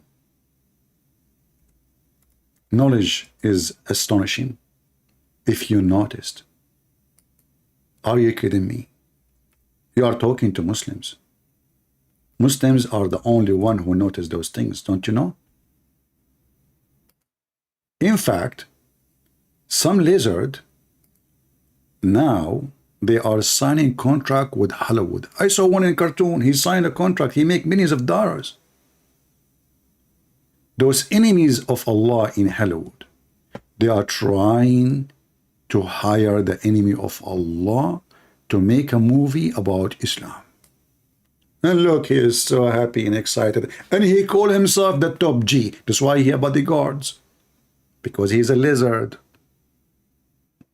Not brave. He's a coward. Okay, what if we notice, brother? I did not notice what you noticed. Notice with me, please. And if you notice that anything that is harmful, Islam tells us to kill. Like Christian Prince? So Islam tells us to kill a wild dog that bites and attacks people. Islam ordered you to kill all dogs, you coward, not a wild dog attacking people. You are a liar. It tells us to kill mice because they spread all types of diseases. Mafia. Plague is one the of mafia. I mean, don't you notice that mice, they go in group? Don't you notice? Gang. They smuggle drugs through the borders, human trafficking. They lure women to do web cameras. I saw a mice. She opened a rat. He opened a web camera to lure beautiful, innocent mice to open a camera and show their private part. And these days, a lot of rats are using bitcoins to pay for it. But brother, this rat, he is a Muslim. Therefore, he's okay. It's halal in the Quran to do business of a pimp. Smash Allah. Are most infamous for. And also, they cause fire in houses. Somebody call the fire department and tell them who is the real reason for all the fires in the world. As in they smoke. You know what they do? You see those rats? They have like, they sit in the wood in the park. They start smoking like, brother, what you ate today? I ate today the cheese of the neighbors. They give me a cigarette, let us smoke. And then they start smoking. After they're smoking, they throw the cigarette. And then the fire catch. Marijuana, hashish, even they don't pay for it, they steal it from the neighbors. They go to your house, you have a cigarette in the table because you're a fool who smoke, and then they take it, or marijuana, etc. They take it to the backyard and they start smoking, and then they make fire, and then when they finish, they throw the marijuana in your yard, you're catching fire. In the hadith of the Prophet ﷺ, it tells us mice do heinous things. Oh. Though people nowadays are so fond of them. Unbelievable. We're told to kill the crows. Nobody is safe from Muhammad. I mean, he is going after animals, creatures, birds, lizard, I mean, Muhammad, doing jihad. This is jihad. A crow that also carries diseases and eats dead meat. You know what? Muslims don't eat dead meat. They eat chicken which alive. The Muslim, he just shuffle a chicken in his mouth, alive. Hey, Abdul, do you eat dead fish or alive fish? Maybe you slaughter the fish, you know. When you take the fish from the water, how the fish die? You eat it. So he eat dead fish, and they eat, so you know this is the reason to kill him. The chicken, they eat dead shit. They love it. They eat cockroaches, they eat, you know, what's wrong with you? Oh, bro. Man. This is why we see Muslims, they have halal food. Not here, in the video of Lili Dawah. They have halal food for cats. We're ordered to kill snakes. We're ordered to kill... Because they have a genie inside them, according to Muhammad. Kill scorpions. Scorpion. And these, by nature, are harmful for people. So killing them is justifiable and it's a legitimate thing to do. Likewise with the house lizards. Oh boy. And there is a hadith. Don't tell me. In Sahih al-Bukhari. See, this is what the Muslims, they try to wash their hands from. What Muhammad said. Hadith mean what Muhammad said. And now the Muslim, they will say to you, we don't agree with this. This is all... The Prophet, he never said that. But as you see in their TV, they are big sheikhs with big beard. You know, you have even Christmas light in it. I saw him in Christmas. He put Christmas light, LED. He's trying to, you know, the Muslim today, they are trying to abrogate the religion. They install LED in the mosque, chandelier. In the time of the Prophet, people used to go, and dogs used to go inside the mosque and piss. And nobody clean after the dogs. And now they have marble, air conditioning. The oil money. Wait until the oil is gone. Bukhari, where the Prophet told us, alayhi salatu wasalam, that when Prophet Ibrahim, peace be upon him, was thrown by his people. Guys, take notes. His people throw him in the fire, and now the action will start. In the blazing fire, all the creatures of Allah used to try and put off the fire, with the exception of the house lizard. And he just said to us that all those animals we have to kill because they are bad. Suddenly, those animals, they join to save Abraham. I mean, do you see how the IQ of Islam is so high? He spent 15 minutes, the first 15 minutes, tell us those animals we have to kill. And now he just said all the creatures, they decide to save Abraham except Mr. Lizard. I thought mice is bad, and a scorpion is bad, and crow is bad. and dogs are bad, and snakes are bad, and now all of them, they joined to save Abraham. Hey, snake, where you going? So what? You want to go and save Abraham? Oh, guys, sorry, she didn't talk. You know, she is moving her tongue. I understand the language. Oh, okay. And what about the rat next to you? How come you and rat, and you know, I mean, you are enemies. You will eat the rat, right? I mean, how come the rat is accompanying you? You make a team to rescue team to save Abraham. Who's next to you? A snake. So this is a snake, a rat, a crow, a dog. All of you become a one team. Subhanallah, Subhanallah. And even pigs, the pigs came too. I thought pigs are dirty. The pigs, they came to save Abraham. Everybody is coming to save Abraham, except one filthy son of Muta creature, lizard. Nature are harmful for people. So killing them is justifiable and it's a legitimate thing to do. Likewise with the house lizards. And there is a hadith in Sahih al-Bukhari where the Prophet told us, alayhi salatu wasalam, that when Prophet Ibrahim, peace be upon him, was thrown by his people in the blazing fire, all the creatures of Allah used to try and put off the fire, with the exception of the house lizard. Disgusting. It used to try to blow so that the fire would grow. I can't believe it. And this shows you that our relationship, not only with people, with everything else, is dependent on our belief in Allah Azza wa Jal. Unbelievable. Somebody saying to me, I will not be your follower again, my friend. This is what you said to me last time. You keep coming. Mr. Lamp, I think you are not LED. Something wrong with you. You turn off, on, off. Who is this guy? Hello? Hello? Hello? What if you don't talk? I will hang up on you. Okay. And I will block you.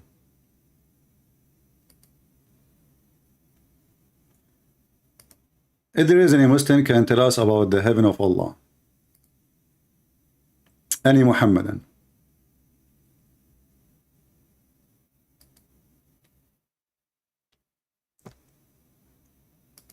Any brave Muhammadan. Forget about the lizard. I want to get the virgins. Is it true that your God Allah, He described for us the vagina of the virgins? Is it true that the virgin, they wear 70 dresses in the top of each other? 70? Why? And what the point? If it is see-through. Is it true that women in heaven, those women who Allah made for us, we can see the marrow of their bones? Don't you think this is so beautiful? How sexy.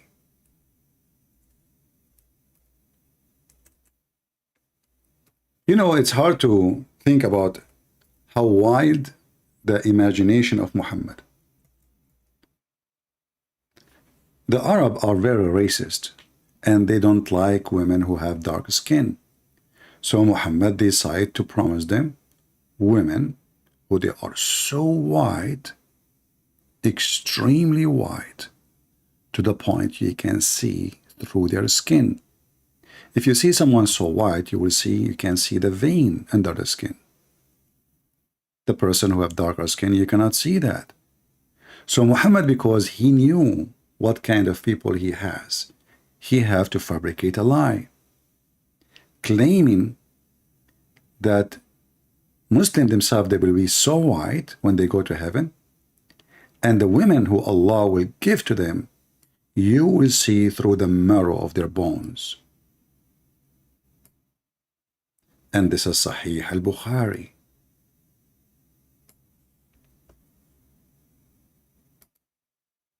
Muslims, what if a Muslim man, he like a dark skinned woman?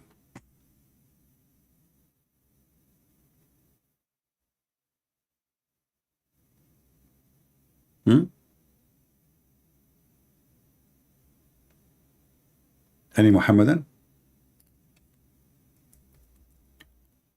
Why Allah, he will not provide us with women who don't have such a, I mean, what this is for exactly? Is that sex something really beautiful? Is that the standard of Allah beauty? That I will see women marrow, the bones?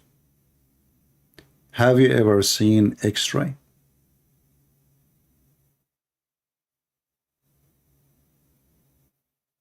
How beautiful is that? Isn't it tempting?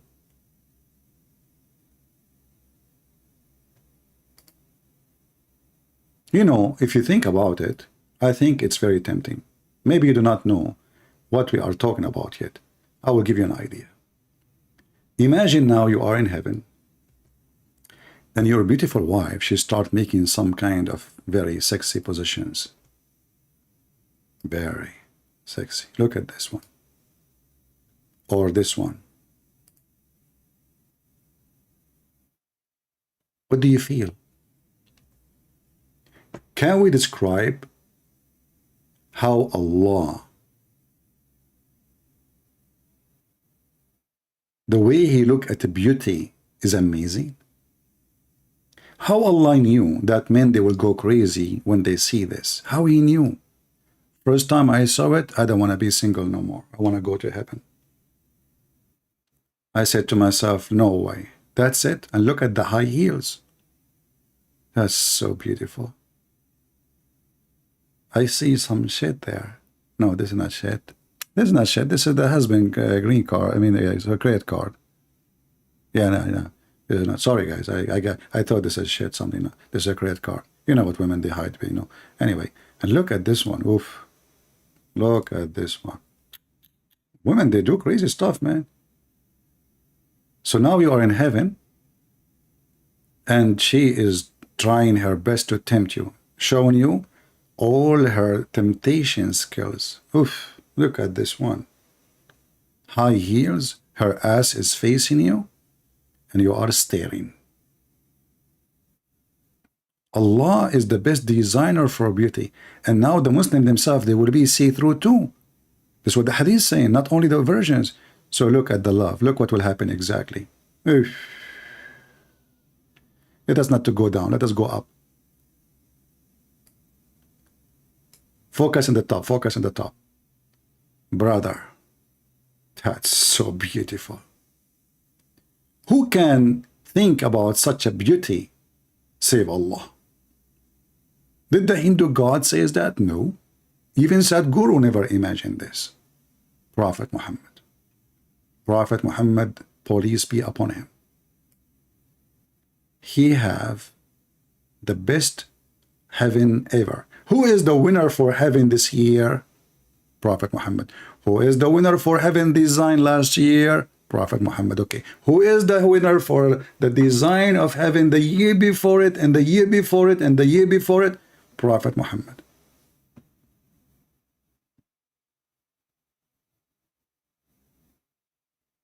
Who can beat that? Any Muslim have an objection for what we said?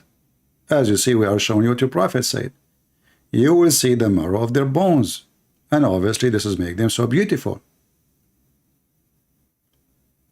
I know, I think this will be very attractive if we say that to a bunch of dogs.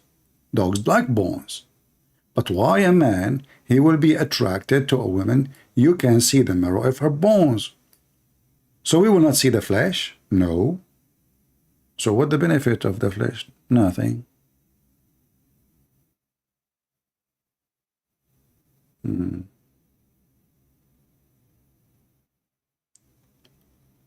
Do we have any Muhammadan want to join us?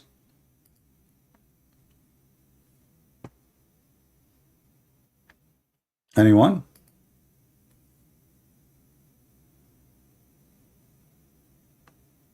Do you see why they don't want you to read the hadith? Do you see why they wash their hands from the stupidity of Muhammad? Obviously, those promises is just a stupid promises. Who in the world want to believe in such a garbage? That Allah will make you so white to the point people they can see through your bones. And this is for the men and the women. Muslim Sheikh is what about him, Mr. Knight? What about him? Muslim Sheikh, what is that? You keep saying to me Muslim Sheikh. What about him? What I would do to him?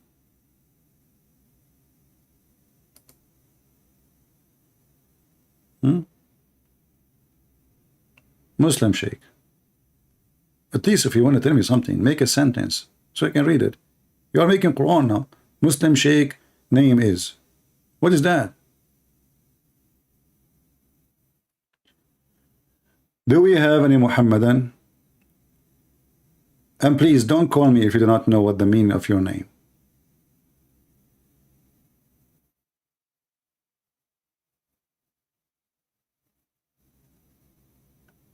Any Abdul?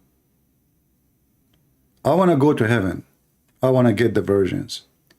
It's obviously that Allah, He loves to make us happy. And specifically, He want to make that piece between your legs happy. Ooh, that's nice. I mean, who can do that save a true God? You know, Muslims, why Allah, when He created Adam, did not create, Adam with like a 70 Eve? Why only one Eve? Like, why only one Eve? And why she don't have a... Oh, hold on. Do you know, first of all, that the first Eve, she never had a period?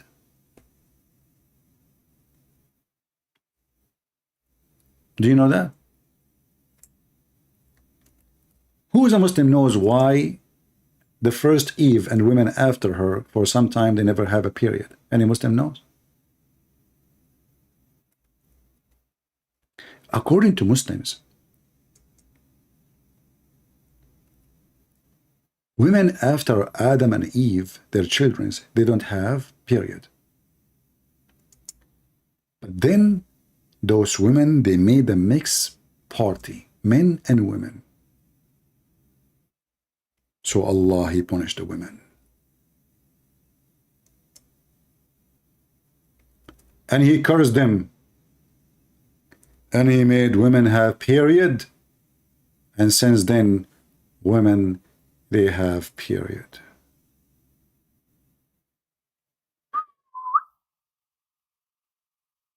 Man. Must be a true story.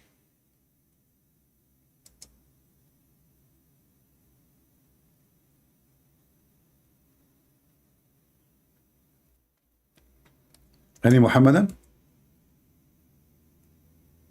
Why Allah did not make the men have period? I mean, they are mixing with the women too.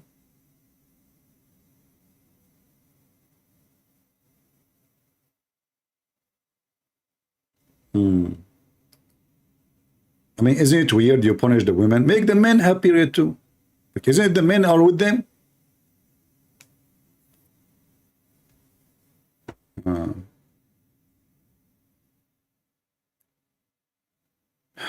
Do we have any Muhammadan?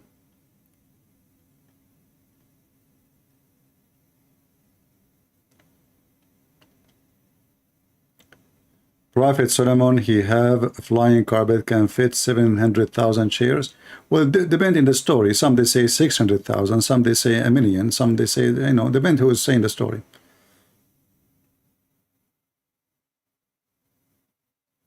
It was the sheikh name? What sheikh? Lord have mercy. Who is a Muslim would like to join us? A Muslim who have education and he can tell us about the heaven of Allah. I like to join Allah heaven. Mr. Ahmed is calling. Let us see Ahmed.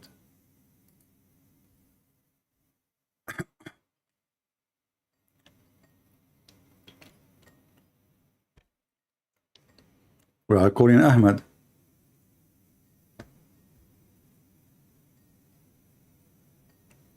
Ahmed is not answering.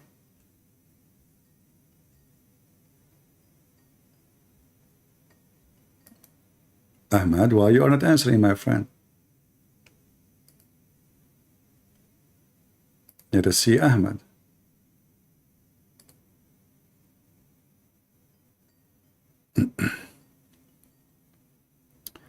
Hello? وعليك السلام. عارف ان حضرتك مصري. أنا مصري. I speak in English. No, I speak. Yeah, I'm speaking English. Good. Yeah. Okay. I speak English. If I proved one lie, you are a liar. Okay. Okay, no problem. Okay, no problem. Go ahead. You said Arabs are racist because they don't like black women, right? The origin of Arabs are black. Hajar was a black Egyptian who married Ibrahim, who gave birth to Ismail, who was the father of the Arabs. Okay, I want to go with you. First of all, Hajar, the Coptic, are not totally black. They are darker skinned, but they aren't black. And we can show images, and people will see. They are African, yes, but they are mixed with the Roman. Because in case you do not know, that this nation is mixed with everybody, even with the Jews. Secondly, do you have any proof that Mohammed and the Arab are from Hajar? Isn't it in your book it says that Ishmael himself, he learned Arabic from the Arab at the age of 11? English, please. English. The Ismail is known the father of the Arabs. You have to give me a proof of that. I can get you. Okay, go ahead. I'm listening. I don't know a proof of hadith, but another thing that I'll tell you that the Prophet married a woman named Sauda, which was black. Sauda doesn't mean that she is black, my friend. She's an Arab. She is not a black. Sauda is a name. Listen, no. Listen. Let's go one by one. Let's go one by one. What the age Ishmael he learned Arabic according to your religion? Give me a minute. Huh? Give me a minute. I will give you a year, no problem. Ishmael grew up and married a Yemenian girl, and he after that learned Arabic, and Ibrahim ordered him to leave his wife. Okay. After that. Okay, are you done? Yeah. Well. Listen. So you just said, everybody heard you, that Ishmael he learned Arabic after he married from a woman. She is from Yemen. Correct? Yeah. Okay. That means he's not the father of the Arab. That means people they speak Arabic already. So how he can be the father of the Arab? And if in this case, if I am a German and I marry a woman, she is a Chinese. According to Islam, the son will follow the father. So if the father is not an Arab, then Muhammad, if he is from Ishmael, should not be an Arab, because Ishmael himself obviously isn't an Arab, because he learned Arabic. You just say that he himself learned Arabic from the Arab. The Arabs exist. And not only that, your prophet, he says that Ishmael, he learned Arabic at the age of 14. Is that correct? I don't know about this, and I don't memorize numbers. But I memorize, my friend. I memorize, no problem. I will show you. I will give you a reference. Hold on, give me a second. It says in the hadith that the first one who learned from, like, supposedly between you, is Ismail, and he was 14 years old. Do you agree with that or no? Well, again, because I was opening the YouTube. Huh? What? Can you repeat it? Because I opened the YouTube. I was opening the YouTube. Okay. According to your prophet, he was the first of the tribes to speak Arabic, from his tribe, not from the Arab. And when Allah taught him Arabic, he forgot the language of his father. Is that correct? He forgot the language of his father. What is his father's nationality? Aramaic. No, it is not Aramaic. He was. So what was the language of what was the language of Abraham? He was born in Iraq. Okay, the people in Iraq at that time, they are the Aramaic. They speak Aramaic. Okay. So now, Bro, Ishmael, listen, Ishmael, I'm going to show you a bunch of reference, all right? And you can read yourself, and this is from your books. You will see that your prophet, and you are the one who agree, that your prophet, he made it clear that Ishmael never spoke Arabic. And then, according to your books, Ishmael, he married from the tribe of Jurham, but Jurham are the enemy of the tribe of Quraysh. In fact, Quraysh kicked Jurham from Mecca. So how he is married to Jurham, and Muhammad is not from the tribe of Jurham, and then Muhammad is from Jurham. No, Muhammad isn't. Muhammad is from Quraysh. Muhammad is from Quraysh, no problem. I'm saying, Ishmael, according to your books, he married from Jurham. No, where it says he married Durham. Let us show you. Here we go. I will show you some reference. Here we go. And you speak Arabic, right? Yeah. All right. Yeah. Here we go. This is your book. It says here, we will show in Arabic, and then we will translate the website to English. It says here, قال رسول الله أول من فتق لسانه بالعربية المبينة إسماعيل وهو ابن 14 سنة. The first one who spoke the language, it was Ishmael, and he was 14 years old. Correct? This is the book of Kanzul Ummal 11490. And Majma' al-Tabrasi, Ismail, and he repeating the same hadith. Do you see it? Now, yeah. He married from the tribe of Jurham. Here we go. What we know, وقصة هاجر عليها السلام أن الأمر الإلهي أتى بتركها عند ما يعرف اليوم بماء زمزم, etc. It says here, وتعرف بجرهم وكما يقال أنها قبيلة عربية. Do you see it?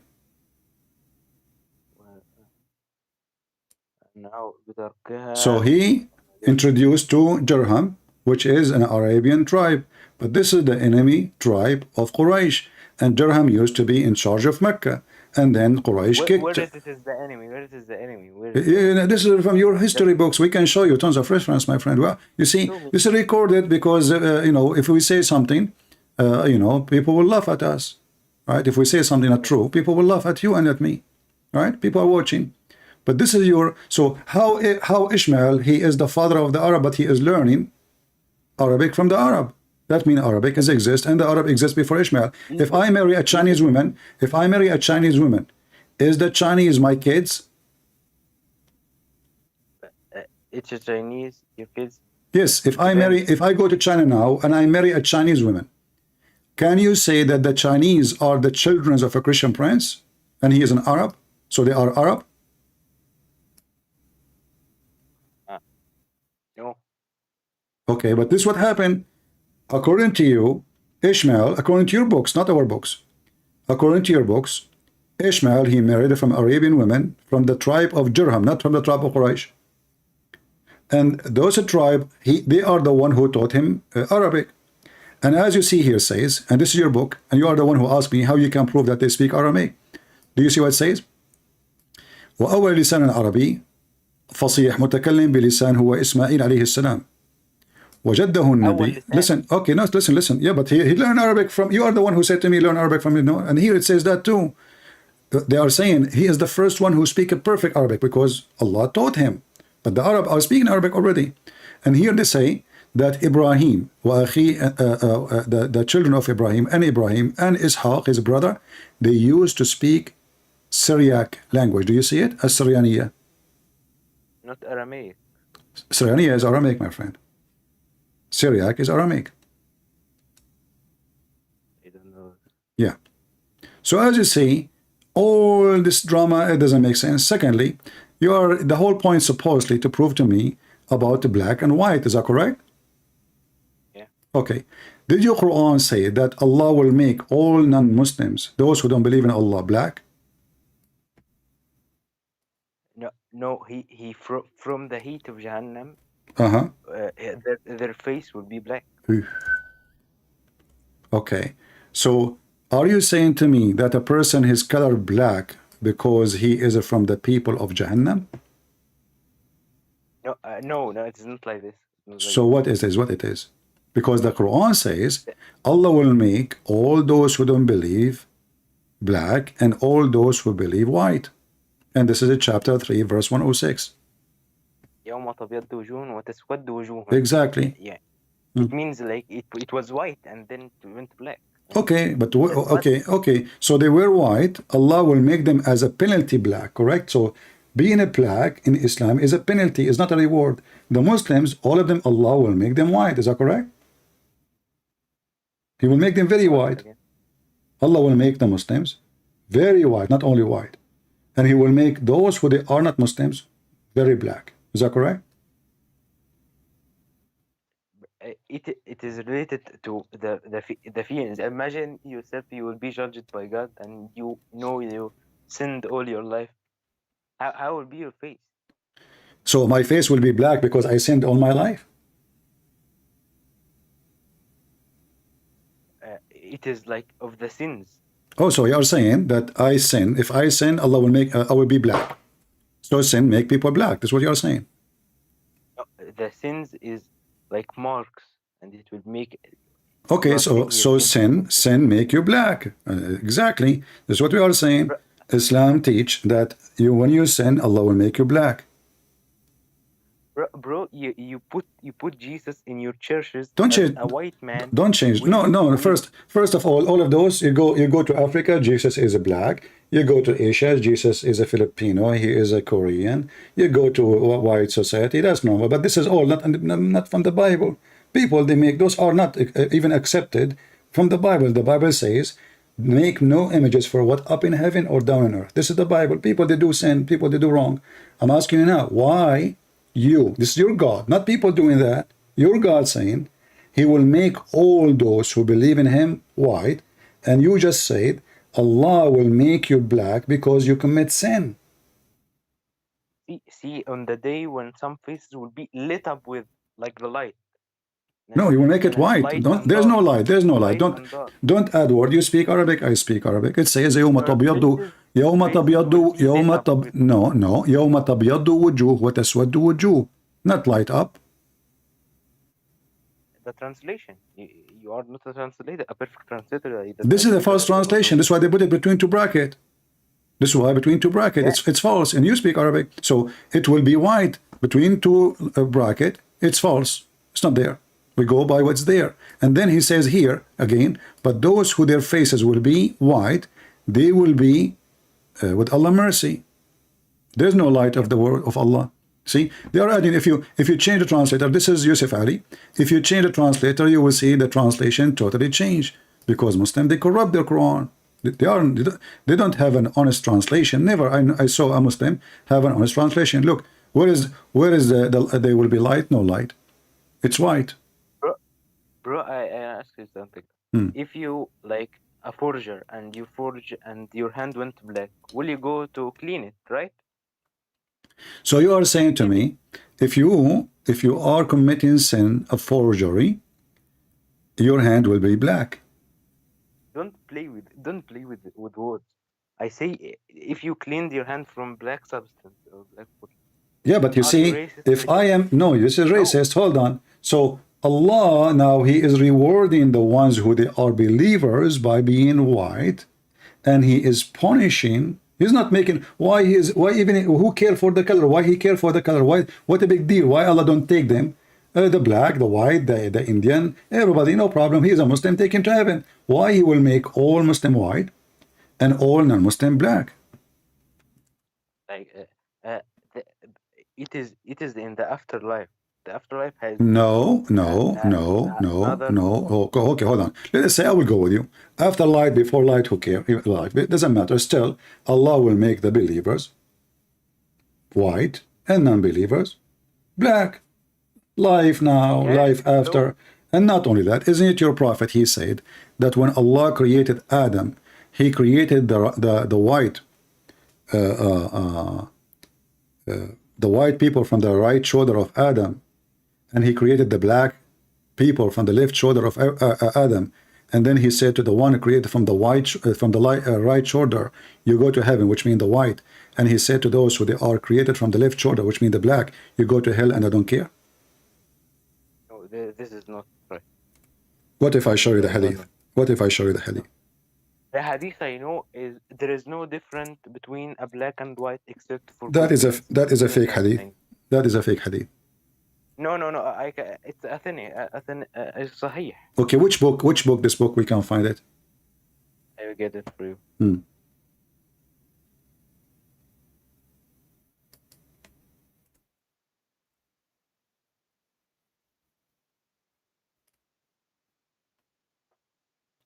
I'm waiting for you.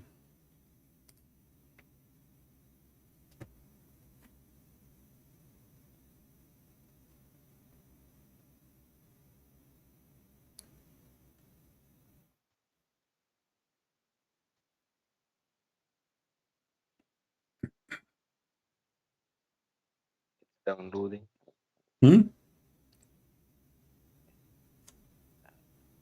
The internet is there is no superiority for an Arab over a non-Arab. Yeah, we heard this before. We heard before. Yeah, but this is fabrication. Yeah, fabrication. No, I can't. Okay, you see, hold on. You are the one who said to me, when you called me, you said to me, Muhammad is from Ishmael. Yeah, he is. Is that because you believe that there is people who they are superior to people, or because it doesn't matter? No, I don't get you, sorry. Okay. When you Muslims, you mentioned that Muhammad is from Ishmael. Is that because Ishmael family are superior above mankind, or because they are equal to all mankind and doesn't matter? No, they are equal, but they are higher from each other by good deeds, and a sinful man is not like a good man. This is not what I'm asking. Because a sinful man not equal to etc., but that will be like in the day of judgment.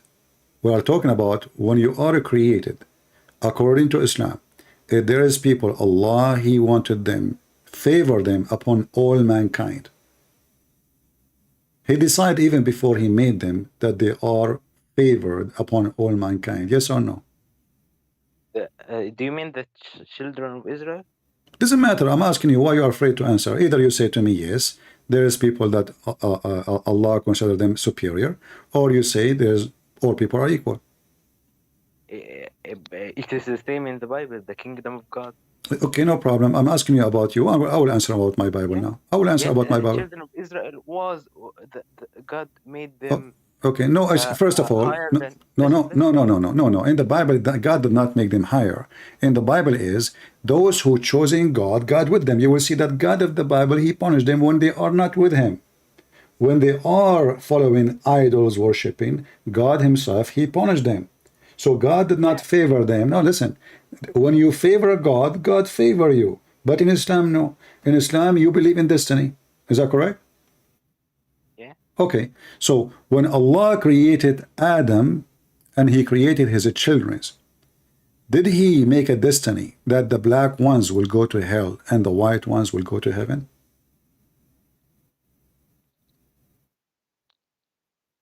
No. Huh? No, the companion of the Prophet Bilal alayhi salam, he was from the from the people that the Prophet said to him that he will enter Jannah. He will enter Jannah. He is fooling him. Isn't it your prophet? He made fun of the look of Bilal. He says, Ra'sahu ra'su zabiba.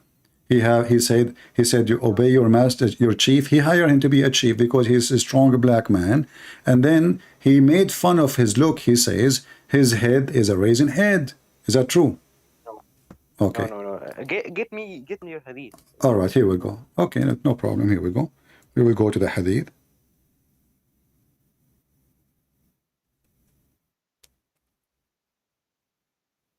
You can see my screen?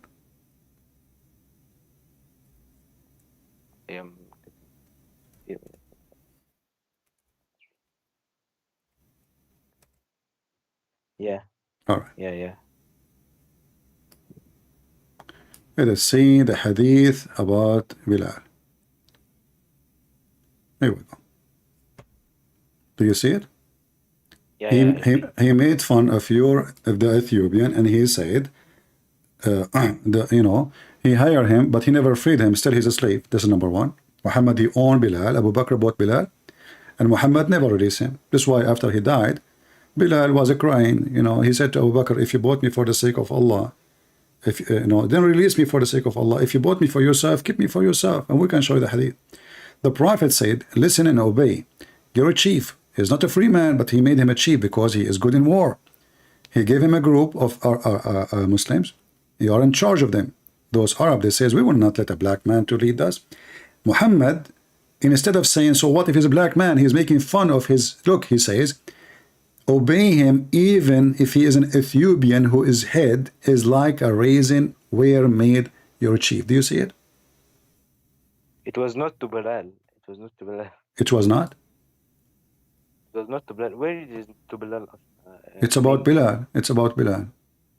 And it doesn't matter really if it's Bilal or not. Doesn't matter. So are you saying to me that your prophet will say that about different slave, but he will not say that about Bilal? He said, listen and obey your chief, even if an Ethiopian whose head is like a raisin or made. Yeah, so how your prophet see the black? Chief. Yeah, obey him. He made him a chief because now he is needing for war. He is a slave himself. He is not a chief really. This is why those Arab, they said, we will not allow a black slave to control us. Muhammad, he said, listen, even if he is a raisin head and he is an Ethiopian, obey him for now. Right? And why he's making fun of his face? Why he's making fun of his look? He can say, obey your chief even if he is Ethiopian, and that's it. Why he is mentioning that the look of his head? Why he's making fun of his head? Bro, where's the intention of fun in it? I don't get it. The intention is very clear. You're a prophet making fun. Okay, is shaitan in Islam is an Ethiopian, and he is a black man. Shaitan black? Yeah. No, the jinn was made of smokeless fire. There's nothing about the characteristic of the shaitan. So I'm asking a very specific question. Is the one who will destroy the Kaaba is Ethiopian and he is a black? No. This is Ibrahim al-Habashi, and he tried to destroy the Kaaba, but God made him feel. It is Ibrahim al-Habashi. No. This is fiction story. I'm talking about something else. A person. It's not fiction. My friend. It was. We can go there later. But we can go there. But I'm asking you, different story. Is it true that your prophet, he said, that a person who have funny legs because he's a black, he is the one will destroy the Kaaba? No. Shall we show the hadith? Yeah. All right. Okay. Here we go. We go in the hadith.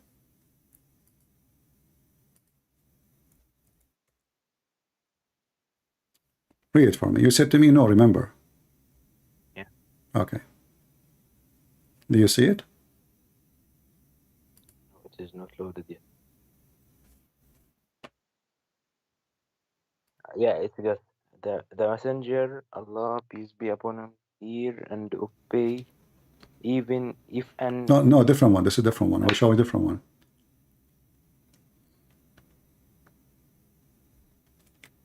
Listen and obey, even... No. My friend, this is a different one.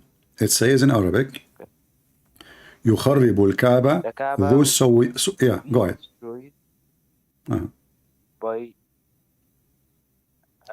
Abyssinian man having two small chunk. Yeah. So he's what? He's making fun of his legs. He is Abyssinian. He is an Ethiopian. He is an enemy. I don't know. It is Doesn't matter. He is a black man. He is a black man. Okay. Who is the one Allah hate most? Who is the one Allah hate most? Yeah.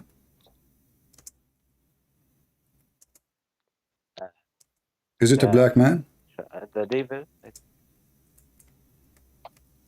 Is it a black man? I really. No, he didn't say the black man. He didn't say the black man. All right. So let us see.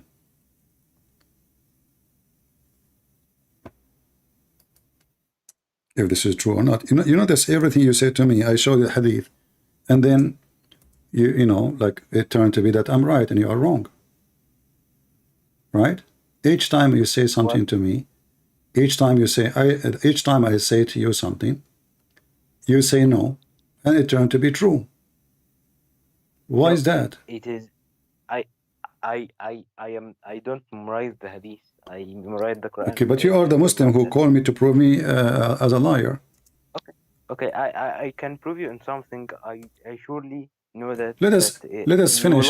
Let us finish one by one.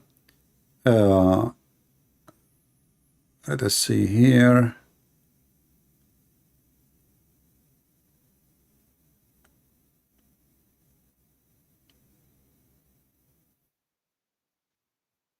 Like here, as you see, even your prophet, even he discriminated animals just because if they're black. Like a black dog is the devil. Is that correct?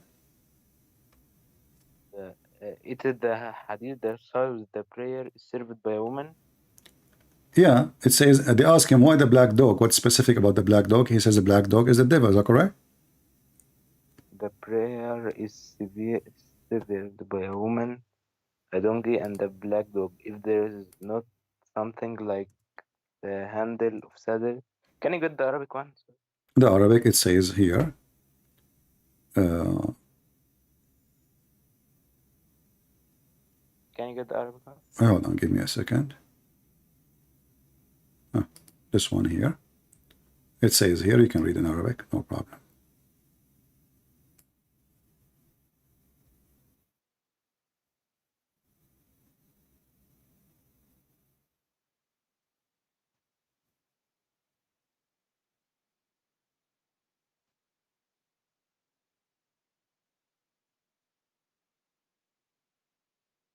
حدثنا محمد عن عبد الله عن أبي ذر أن تقطع الصلاة إذا لم يكن بين يدي الرجل مثل خيط رحل المرأة والحمار والكلب الأسود. قال قلت ما بال الأسود من الأحمر. قال سألت رسول الله صلى الله عليه وسلم كما سألتني. قال الكلب الأسود شيطان. What is it is the صحيح? It is ضعيف. ضعيف, yeah. Yeah, so? Not authentic. Huh? It is not authentic. So are you saying to me, you Muslims, you lie about what your prophet say? No. So what do you mean? There was like, we have sources that you don't have. We can say 5 persons to the hadith, to the one who narrated the hadith. One like they were like many people who purified it. Like if you, for example, you narrated a hadith about the prophet. Okay. And I asked the person who heard it, did you listen to, for example, Christian Prince tell the hadith? He says yes. I go to Christian Prince. He is dead. How do you say the hadith when he is dead? But isn't it all the hadith you collect them more than 200 years after Muhammad? No. First of all, this is not da'if. This is sahih. But I wanted to show people how Muslims, they try to find a solution to run away. They change their answer, depend in what proof we give, not their faith and what they believe. No, they find an excuse to escape. Suddenly, you just start giving me a story about what is da'if and what's sahih. But shouldn't all the Muslim books be having only true stories about their prophet? Why Muslim will lie about their prophet? Why Muslim they say to us that we are Muslims who lie about what Muhammad did and what Muhammad said, and now we print it in a book, we translate it, we publish it. The second you show it to me, I say to you, I don't accept it. So why is this a drama? That means Muslims' sources cannot be trustworthy. Number one. Number two, when a Muslim he say this is sahih, it's just a fabrication too. Why? Because you said to me somebody is dead. How we can find out? Well, those hadith are collected by people who exist hundreds of years after Muhammad. They never saw Muhammad. They never met Muhammad. They never saw the companion of Muhammad. So how we can be sure that what it said been said? All is this is a fabrication, the same as the Quran. If I ask you, listen, let us make it simple. Let us go back to the Quran. That will be better. I want to argue with in the day of judgment. How people will become white and black? Is that like Allah will command the bad one to become black and the good one to be white, or he will use somebody? No, it is not mentioned. Bro, if you are sad or like shocked of something, we say your face turns dull. It's then black because you are depressed. Is this racist? No, it's not racist. It is the human nature. If you are depressed or something, your face turns black. But imagine the end of your life will be a hell. Okay, but this is not an answer. I'm asking you. And when Allah, he will make people black and white in the day of judgment. The bad ones, he will make them black. The good ones, Allah will make them white. Is that by Allah saying, you be black and you be white, or Allah will send somebody? No, it is their nature. What do you mean?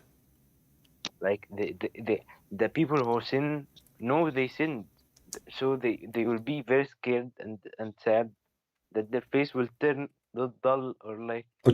So you are saying this will happen automatically? Yeah. Okay, we will go to that. When Allah created them in the beginning, black and white, how Allah created somebody black and how He created him white, and then we will go back to heaven to understand. I don't know honestly. Okay. So what do you know? I do. The hadith that I told you.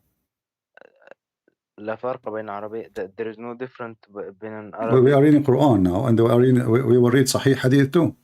As an example, here, this is your Prophet Hadith. It says, you can see it with me in the screen. And this is a very authentic Hadith.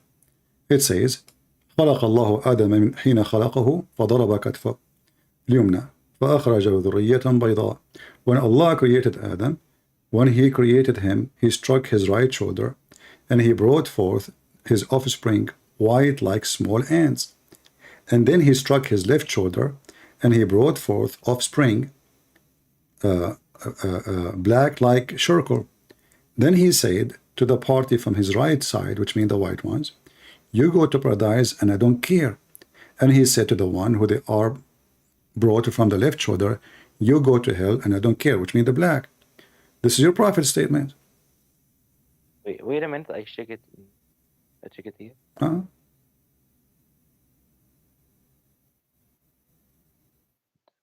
خلق الله آدم حين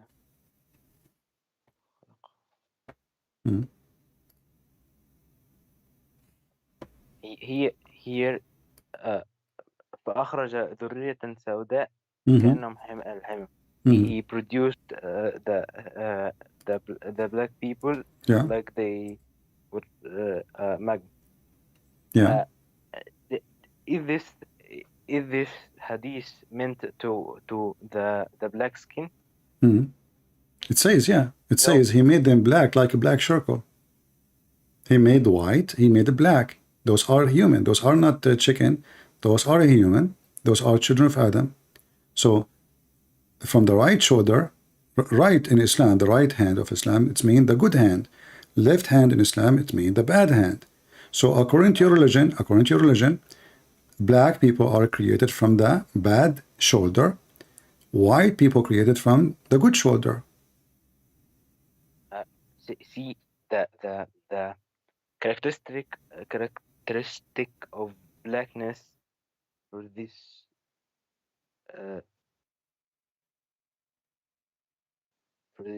like it doesn't mean their skin color. My friend, it says it clearly, they are black and they are white, and you are saying to me, so okay, what is black about them? Why it's mentioned that ذرية بيضاء, offspring. He hang up. Mr. Ahmed, he hang up. Let's call him again.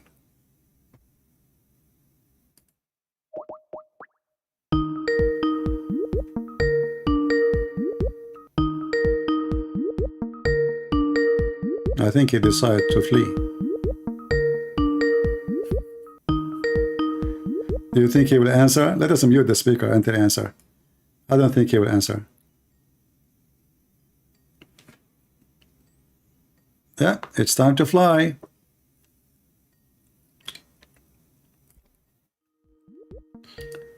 He's not answering. All right, no problem. What we can do? So as you see, this is what Islam is about. Racism, hatred, and discrimination. Why does God wanna make such a statement? He created the black from the left shoulder and the white from the right shoulder. And those are their books. And those are authentic hadith. All of this, what we see here, is authentic hadith.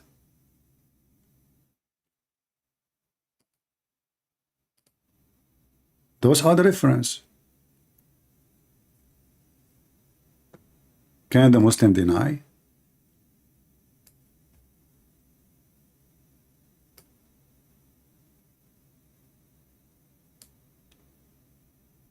This is the book of Musnad al-Imam Ahmed.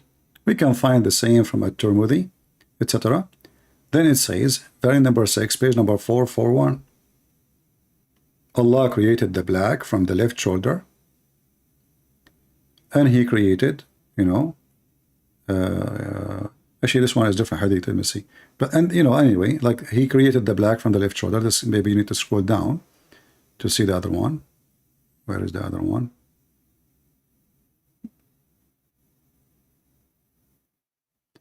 Yeah, anyway, that one we showed him is enough. But as you see, this is cannot be, the Muslim, they try to fool black people. They say to them, Islam for everybody. And in fact, Islam is an extremely racist cult made for the Arab, the white Arab only. When this guy, he tried to say to us that, Ishmael, he married, a woman, she is a black.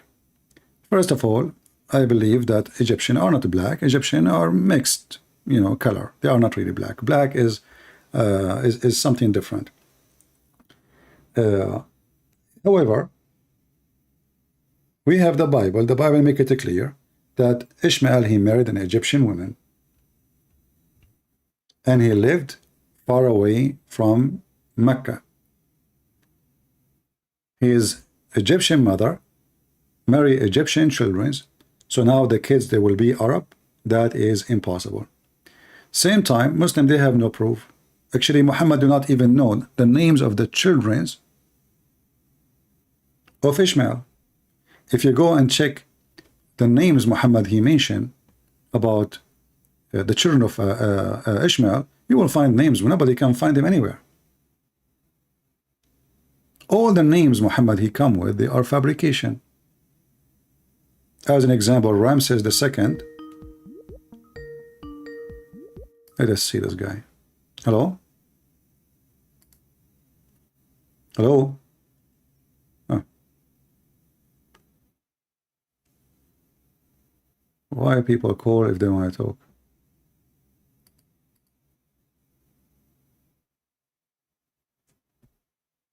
Oh boy. Do we have any Muhammadan would like to join us live on air?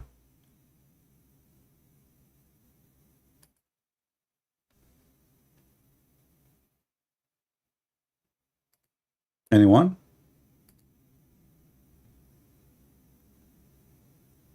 Who want to give it a try?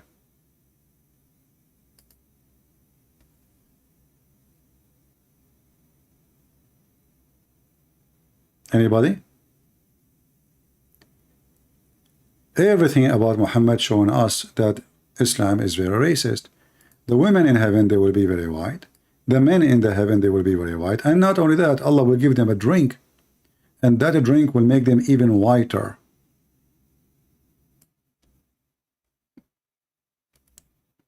I suspect that the drink will make them whiter. I think is going to make them have a diarrhea. Any Muhammadan would like to join us? Let me give you the link here. And you can use Google Translation when you open it. Use Google Translation, because if you don't use Google Translation, you cannot translate.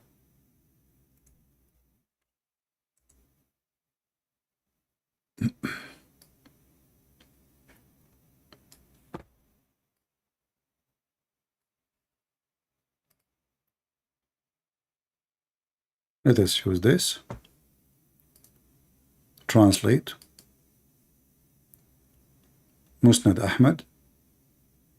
Very number 6. Hadith number 441. And you know, the bad thing about this website, like the page keep jumping. All right. But as you see, it says there the same as we showed him. And the funny is, he's trying to deny that this is about black and white. But it's obvious his offspring, they are black like charcoal. White offspring, they are white like white ants. He even described them how they look like based on object. The black like charcoal, and you need to notice here why he mentioned charcoal. Something is going to be burned. Something is going to be in hellfire.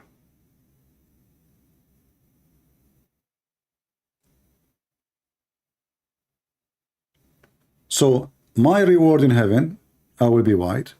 Women, they will be given to me in heaven, they will be white. Boys who will serve me in heaven, they are going to be white too. This is a white heaven. Only white is allowed. How the boys in heaven look like? The boys.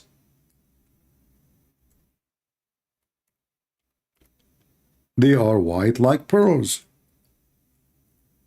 Why Allah stuck with the color?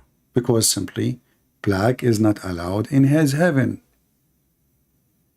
All right? All those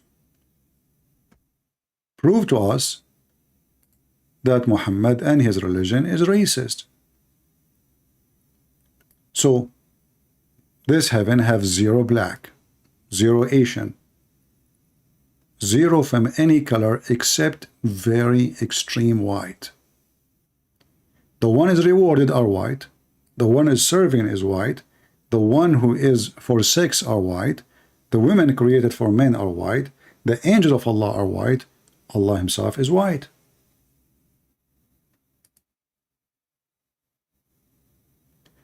And then they say to you that Islam is not a racist. The funny is, he called me to get me busted, right? Well, I have to say, you got me busted, my friend. All right?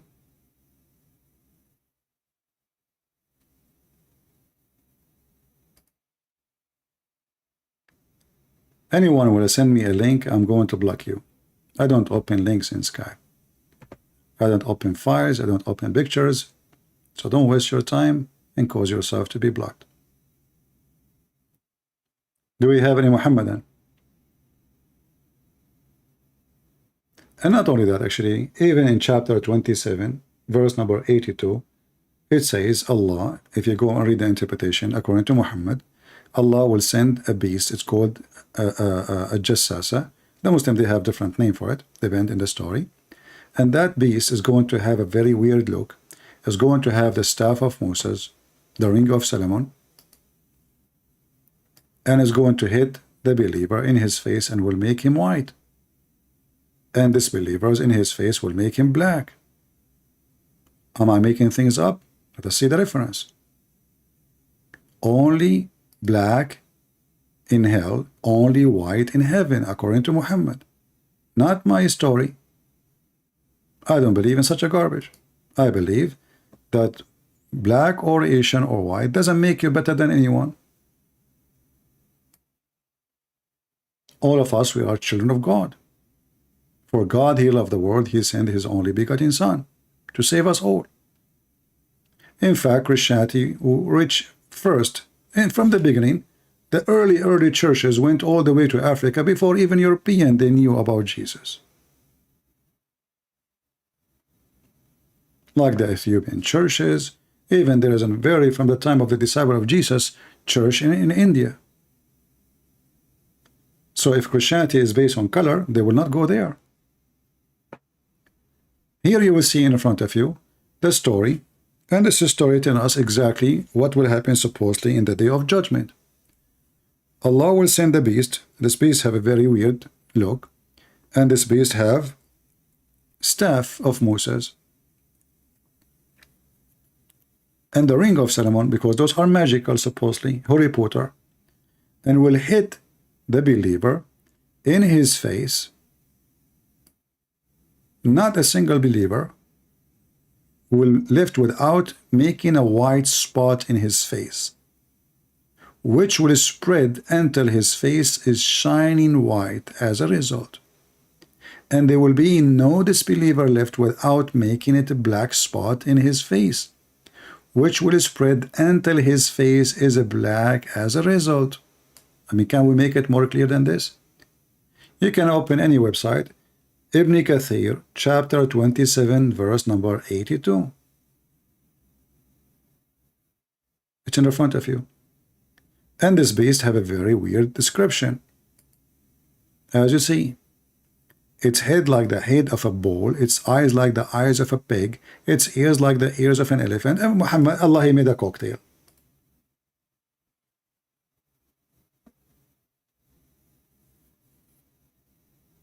Who is the one who will send this beast? Allah. But this is against what the Bible teaches. The beast is not from God. Beasts are from Allah in heaven, by the command of Allah.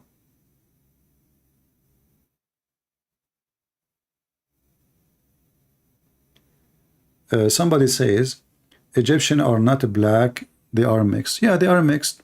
For sure they are mixed, because you know they've been occupied by many other nations for a long time, and you know they are in the Mediterranean, my friend.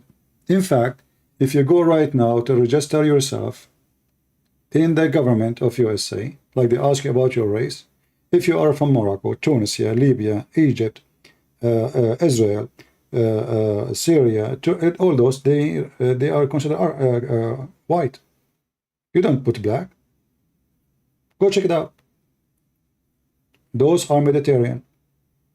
You will notice that the black ones is when you go to Sudan. This is not Egypt. This is never was part of Egypt. When you go deep in Africa, this is where you see the black people. The more you get to the sea, the more they are mixed. Even there is some, they are blonde. Why there is blonde in Egypt? Because simply they are mixed with the Roman. As an example, Mary the Copt. Mary the Copt. This is 1400 years ago. The wife, sorry, not the wife, the slave of Muhammad. She was blonde. I can show you the reference. So how she is an Coptic Egyptian, yet she is blonde.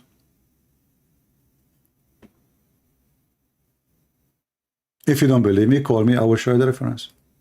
She is blonde. Not white only, blonde.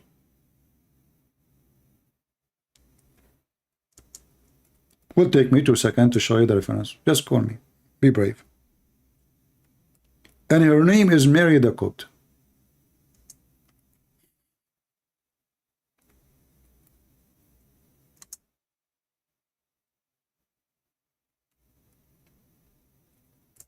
That's why, you know, she was sent to Muhammad, because the one who sent her, he knew that those Arab, they like white women. You don't send a black woman for sex. You send a white woman.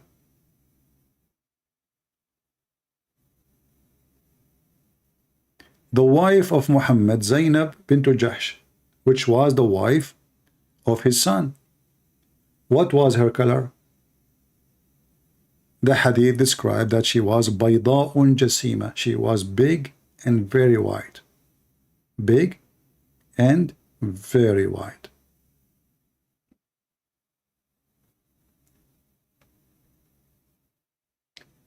And if you don't agree, get me busted. Call me.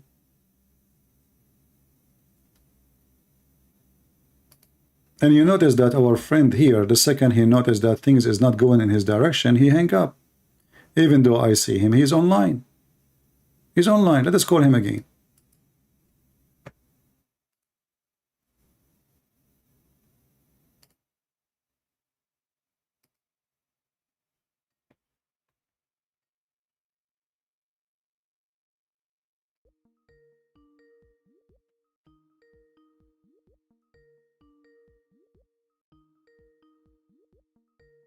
You see here what I say? The Mohammedan, they will swarm on your channel only if you do not know. The second they notice that they are losing the ground, overwhelming evidence, they retreat.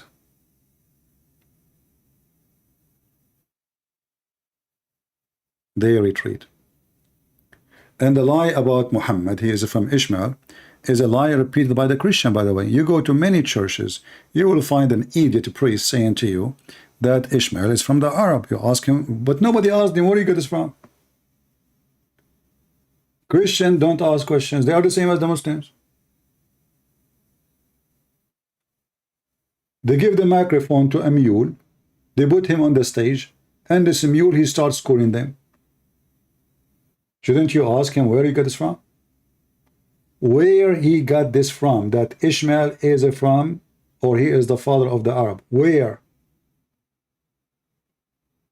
The Arab is not even an ethnic. The word Arabia is an Aramaic word, mean desert. Whoever live in the desert, they call him Arab. But they are not an ethnic. Anyone. Which means if I am an Aramaic, exists now, or in the time of Jesus, or before that, and you live in Las Vegas, I will call you an Arab, because you live in the desert.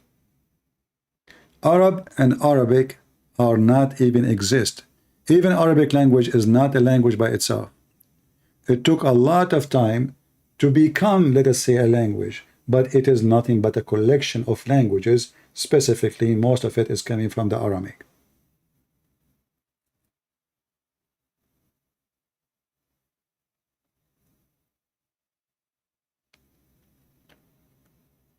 Do we have any Muhammadan? Islam is very stupid, and the promise of Allah is proving Islam to be stupid. What kind of God he promised me that if I believe in him, if I convert to Allah, he will give me a bracelet. He will give me a pillow. I will be reclining on the pillow. What is that? I will be wearing a bracelet made of gold. In different verse, he says silver, depend. I will be wearing a t-shirt, it's a green, a uniform. All Muslim will wear a uniform which is a green, which is really weird and make me sick. Because isn't it enough all the trees around me is green? I will be green too, like a lizard. And then you will be wearing a bracelet from gold, and you will be reclining on a pillow, sitting on a bed. This is heaven of God? What is this? Pillow, bed, bracelet made of gold. And then there's thousands of little boys who they are like pearls, they are very white, serving me. Boys in my house serving me? That is disgusting.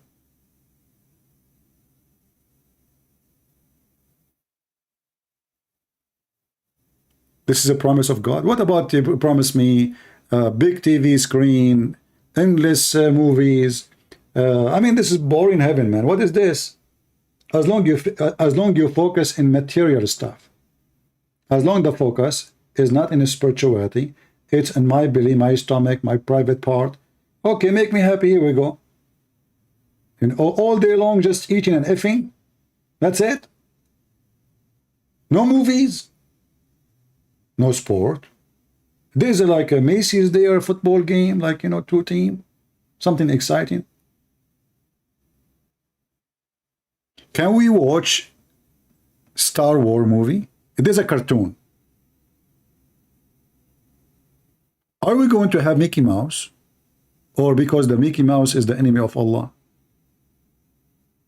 What? This is heaven? This heaven is not even good for kids. And the funny is, here he promised them a green garment made in Iran. But Iran at that time was, actually until now, they are kuffar because those are Shia. Sundus. It's like saying Gucci. You know Gucci? Sundus is a name of a brand of a silk famous in Iran, Persia. Mohammed, he is tempting them. Listen, you want to wear Gucci? In the heaven of Allah, you will wear Gucci. The Arab boy, oh man, Gucci, are you serious? Prophet, are you serious? It's like saying to you now, if you believe in me, I will give you Nike, but in heaven. In heaven, talk is cheap, you know?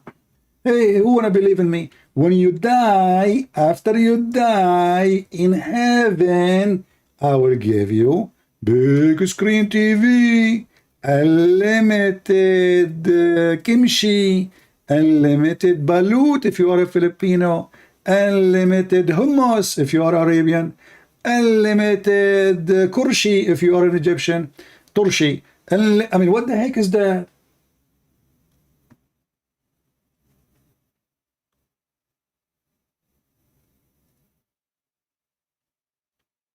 And not only that, according to Muhammad, each one of us will have two heavens. How I can live in two heavens in the same time? Two heavens?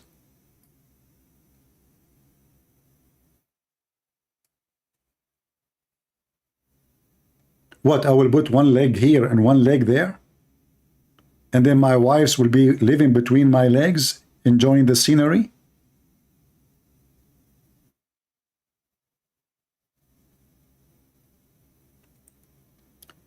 Do we have any Muhammadan want to tell us about his heaven? What is this? You know, okay, pomegranate. Allah, he promised me pomegranate. And banana.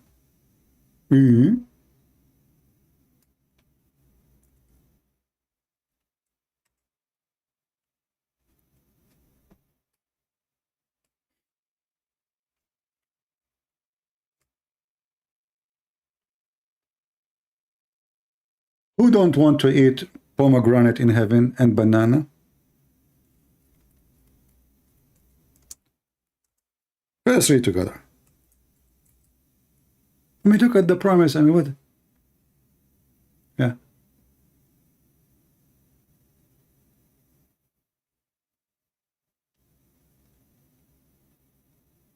Let us see.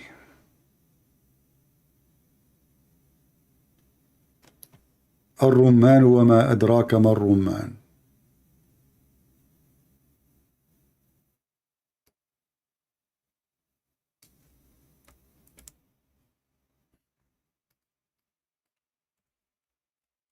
You will notice right away that the one who made this Quran is just an idiot. Somebody was hungry when he wrote it. Look at this. And you know, you can tell even the verses are repeated. They are not really... All right. In chapter 6, verse 141, it says, and it's he who produced gardens, trellised and trellised. What the heck does that mean?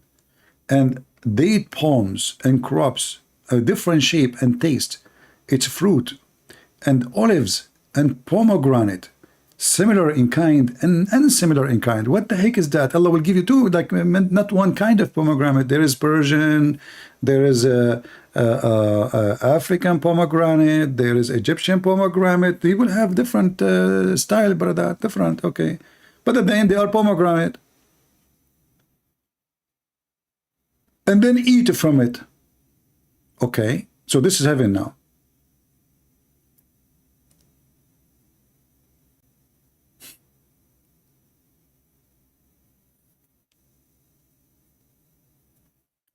According to the Quran, when Allah, He created animals, He created only 8 pairs of animals. Only. What are they? If you read, you will die laughing. If you read, you will see how stupid the one who wrote the Quran. Because 8 pairs is 16. Not 8 animals. If you read, the Muslim, they try to fix it. 2 camels. This is 1 pair. 2 cows.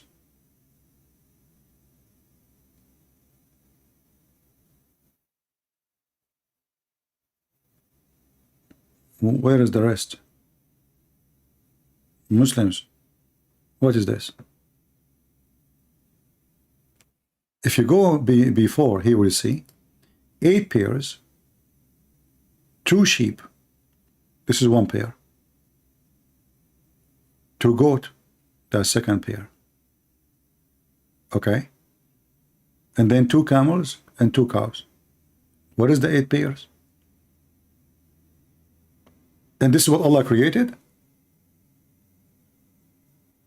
So Allah did not create the pigs and all the rest of the animals? Where is the chicken? What about the rabbit, elephants, ostrich? I mean, there's endless numbers of animals are not mentioned. But even the number is stupid. 8 pairs is 16. The second you say 8 pairs, it means 16. When we say 1 pair, we're talking about what? 2. 1 pair is 2.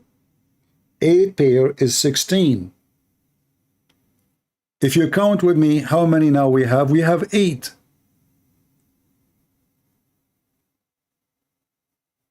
We have 2 sheep. We have 2 goats. We have 2 cow and 2 camel. Where is the 16 pairs?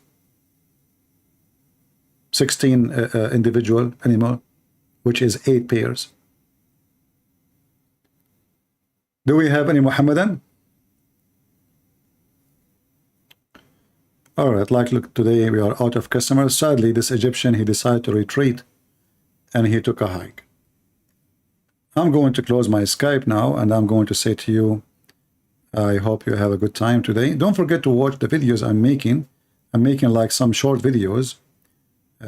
Even they take longer time, but I think they can serve the purpose too.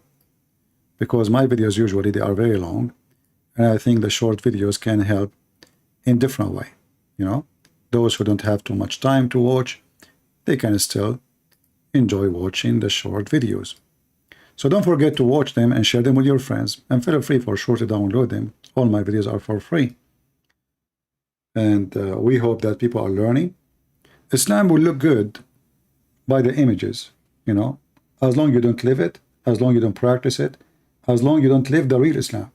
Like you will see someone, she is an American blonde, she put hijab, she have 10 kilograms of makeup in her face, and she make a video, Alhamdulillah, yesterday I converted to Islam, but you don't know about Islam. Don't you know that in Islam you cannot even do that?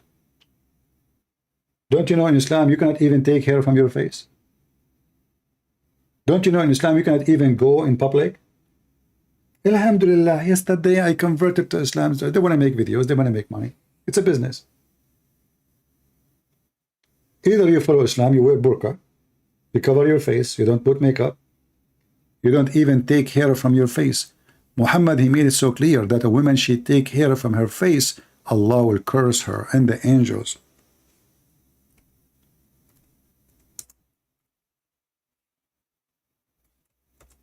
It's not me who's saying that. This is what Muhammad said. Find me one Muslim woman, she have mustache in her face. Find me one Muslim woman, she don't take hair from her eyebrows. Just find me women, she don't do that. And obviously Muhammad is a weird man. He like women to have hair in their faces, and he allow men to take hair from their faces. It's the opposite. If a man take hair from his faces, he is fine. If a woman, she take hair from her faces, Allah curse her. She will go to hell.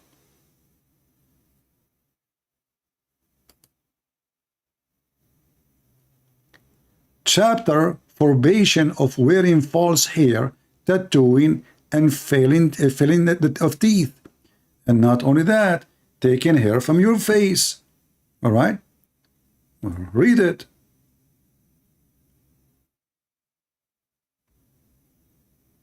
Allah cursed those women who got their hair removed from their eyebrows. Okay, why Muslims Allah will be upset if a woman she take hair from her eyebrow? What his business? The Muslim, the Mohammedan, the smart one, the educated one, they will say to you, because you are changing the way Allah made you. So why you do circumcise then? As long it's forbidden for you to change the way Allah made you, why you do circumcision, and why Muhammad can take hair from his body, and why Muhammad he shave his mustache, and why Muhammad can color his hair? If Allah made you have a black hair, why you want to be blonde? Did you ask yourself why Muslims? You see many Muslims around the world, including black, African, or even Asian.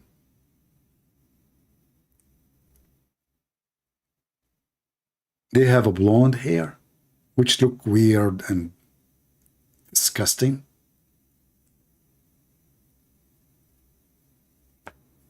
Why? Why Muhammad wanted to have a blonde hair, red head? What's wrong with the black? You will find the more the Muslim is religious, the more he color his beard red, and red like fire, not only red. I mean, and it looks scary, and it looks stupid too. Look at this.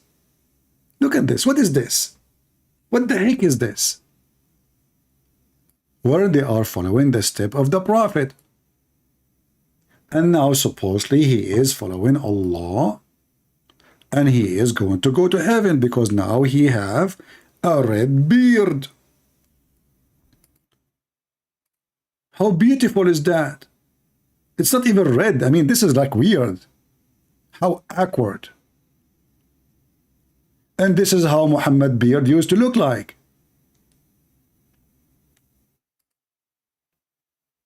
It doesn't even doesn't fit. It doesn't matter what your face color doesn't fit. This is stupid. What is this? Are you in fire? Look at them.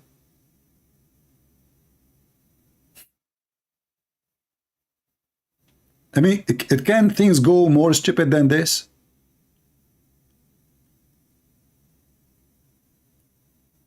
Bangladesh, Indian, Pakistani, African, everybody want to have a red beard. Why? Because the weirdo prophet, he used to do so. So why the women, she cannot take hair from her face?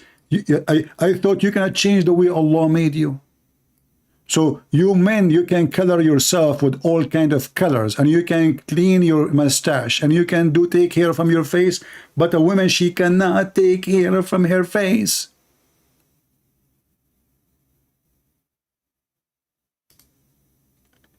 And if you are truly a servant of Allah, your beard will be on fire. Look at this. This is a holy beard. Isn't it? Who can deny that this is holy? Who of you deny that this is how the heavenly beard is? So beautiful.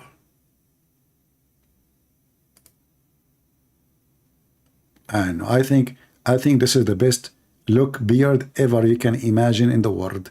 the beard of a Prophet Muhammad. Now, all of you never saw Muhammad, how he looked like, but now you get an idea. Did you? Look at this guy. Oh, this guy is the best. Oh boy. This guy, he worked maybe 10 hours to make it like this. What a match, man. Your wife, when she have sex with him, she will say, honey, I love your beard. What the heck is that, man? So good. You look so good. And he will say to her, I'm sexy and you know it. Isn't this is so beautiful? Just think about it. Why the Messiah did not order to have such a beard? What's wrong? I want to have a beard like this. Look at this guy.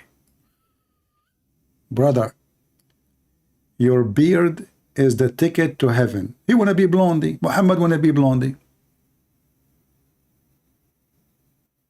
Look at this terrorist from ISIS. This guy is I don't know what is that color. Don't ask me. I have no idea what is the color there. What the heck is this?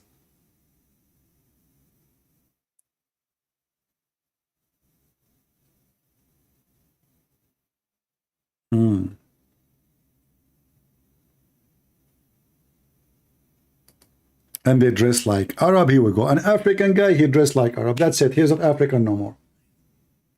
He changed his beard. He chopped his penis. And he speak now, he say Arabic words, even though he do not know Arabic. He forgot his origin. He forgot his ethnic. And now he is the slave of the Arab. Guys, what do you think? If I color my beard like this and I go to Walmart,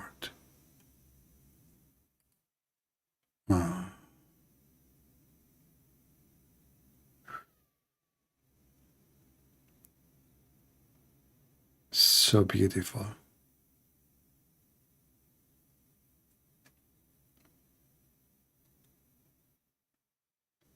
And you know, you will notice that the hair attached to his face, the one close to his face, the color is changing, because now when he color it like a few days ago, the hair is growing, and it's going to look more ugly and more ugly and more ugly, and then he have to color it again.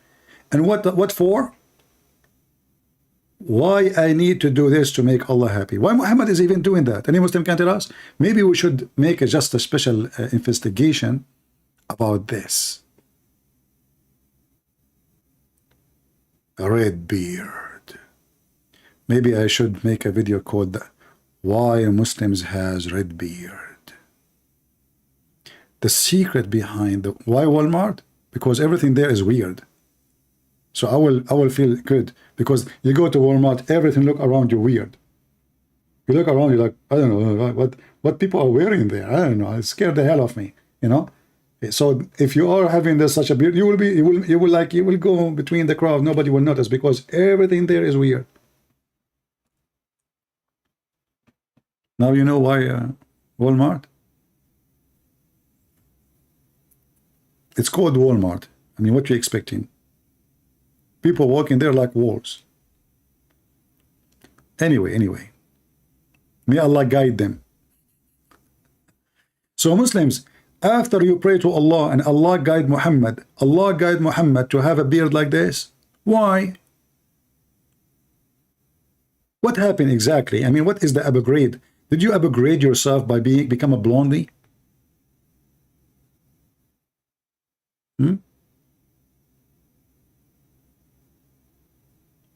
What happened? Is that like an upgrade of your status in society? What's exactly the purpose of Muhammad doing such a thing? What is the purpose? Leave your comment and tell me if you're able to find out the purpose. I'm looking for the purpose and nothing else.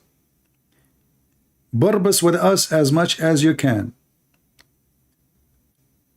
If you are a Muslim and you have an answer, you know what? Maybe next time I'm going to go and make my comment topic about the red beard of the Prophet. I think that will be an attractive topic. You know, if you have a beard like this, and they are still single. Can you imagine how many women they will go crazy for your beard? You will be the only one ever they met have a beard like this. The woman, she will drop all her objection to you. Like maybe you are not smart, not educated, maybe you don't have money, maybe you don't have a good job, maybe you look like me, scary. But the second she see your beard, oh, she will drop everything. She said, that's it. This is the prince who is going to kiss the frog. That's so beautiful. We have to admit that Muhammad is very, very special. And his beard is one of the special things about him. He's very special. What a crazy man. And racist. What's wrong with the black hair? You don't like it no more? Oh, the Jews, they color with black hair. He's saying khalifuhum. Anyway, I hope you guys have a good time today with us. Don't forget to subscribe. And if you're already subscribed, don't forget to unsubscribe, because Allah will bless you if you do that. Give you 2 deeds. Subscribe and subscribe. You subscribe, you lose 1 deed. You unsubscribe, Allah give you 2 deeds. So look what happened. Double. What a great investment. Imagine you go to stock market, you buy 1 share, you sell it. They give you the price of 2 shares. Unbelievable. That is the good deeds of Allah. The perfect mathematics. So spend the day subscribing and subscribing, so by the morning you will have a big account with Allah, and then maybe you can afford it to have a red beard. Man, you are really weird, Muhammad. Thank you everybody for being here. May the Lord bless you. Until we see you soon again, this is your brother Christian Prince, was serving your beard humbly for today. Take care.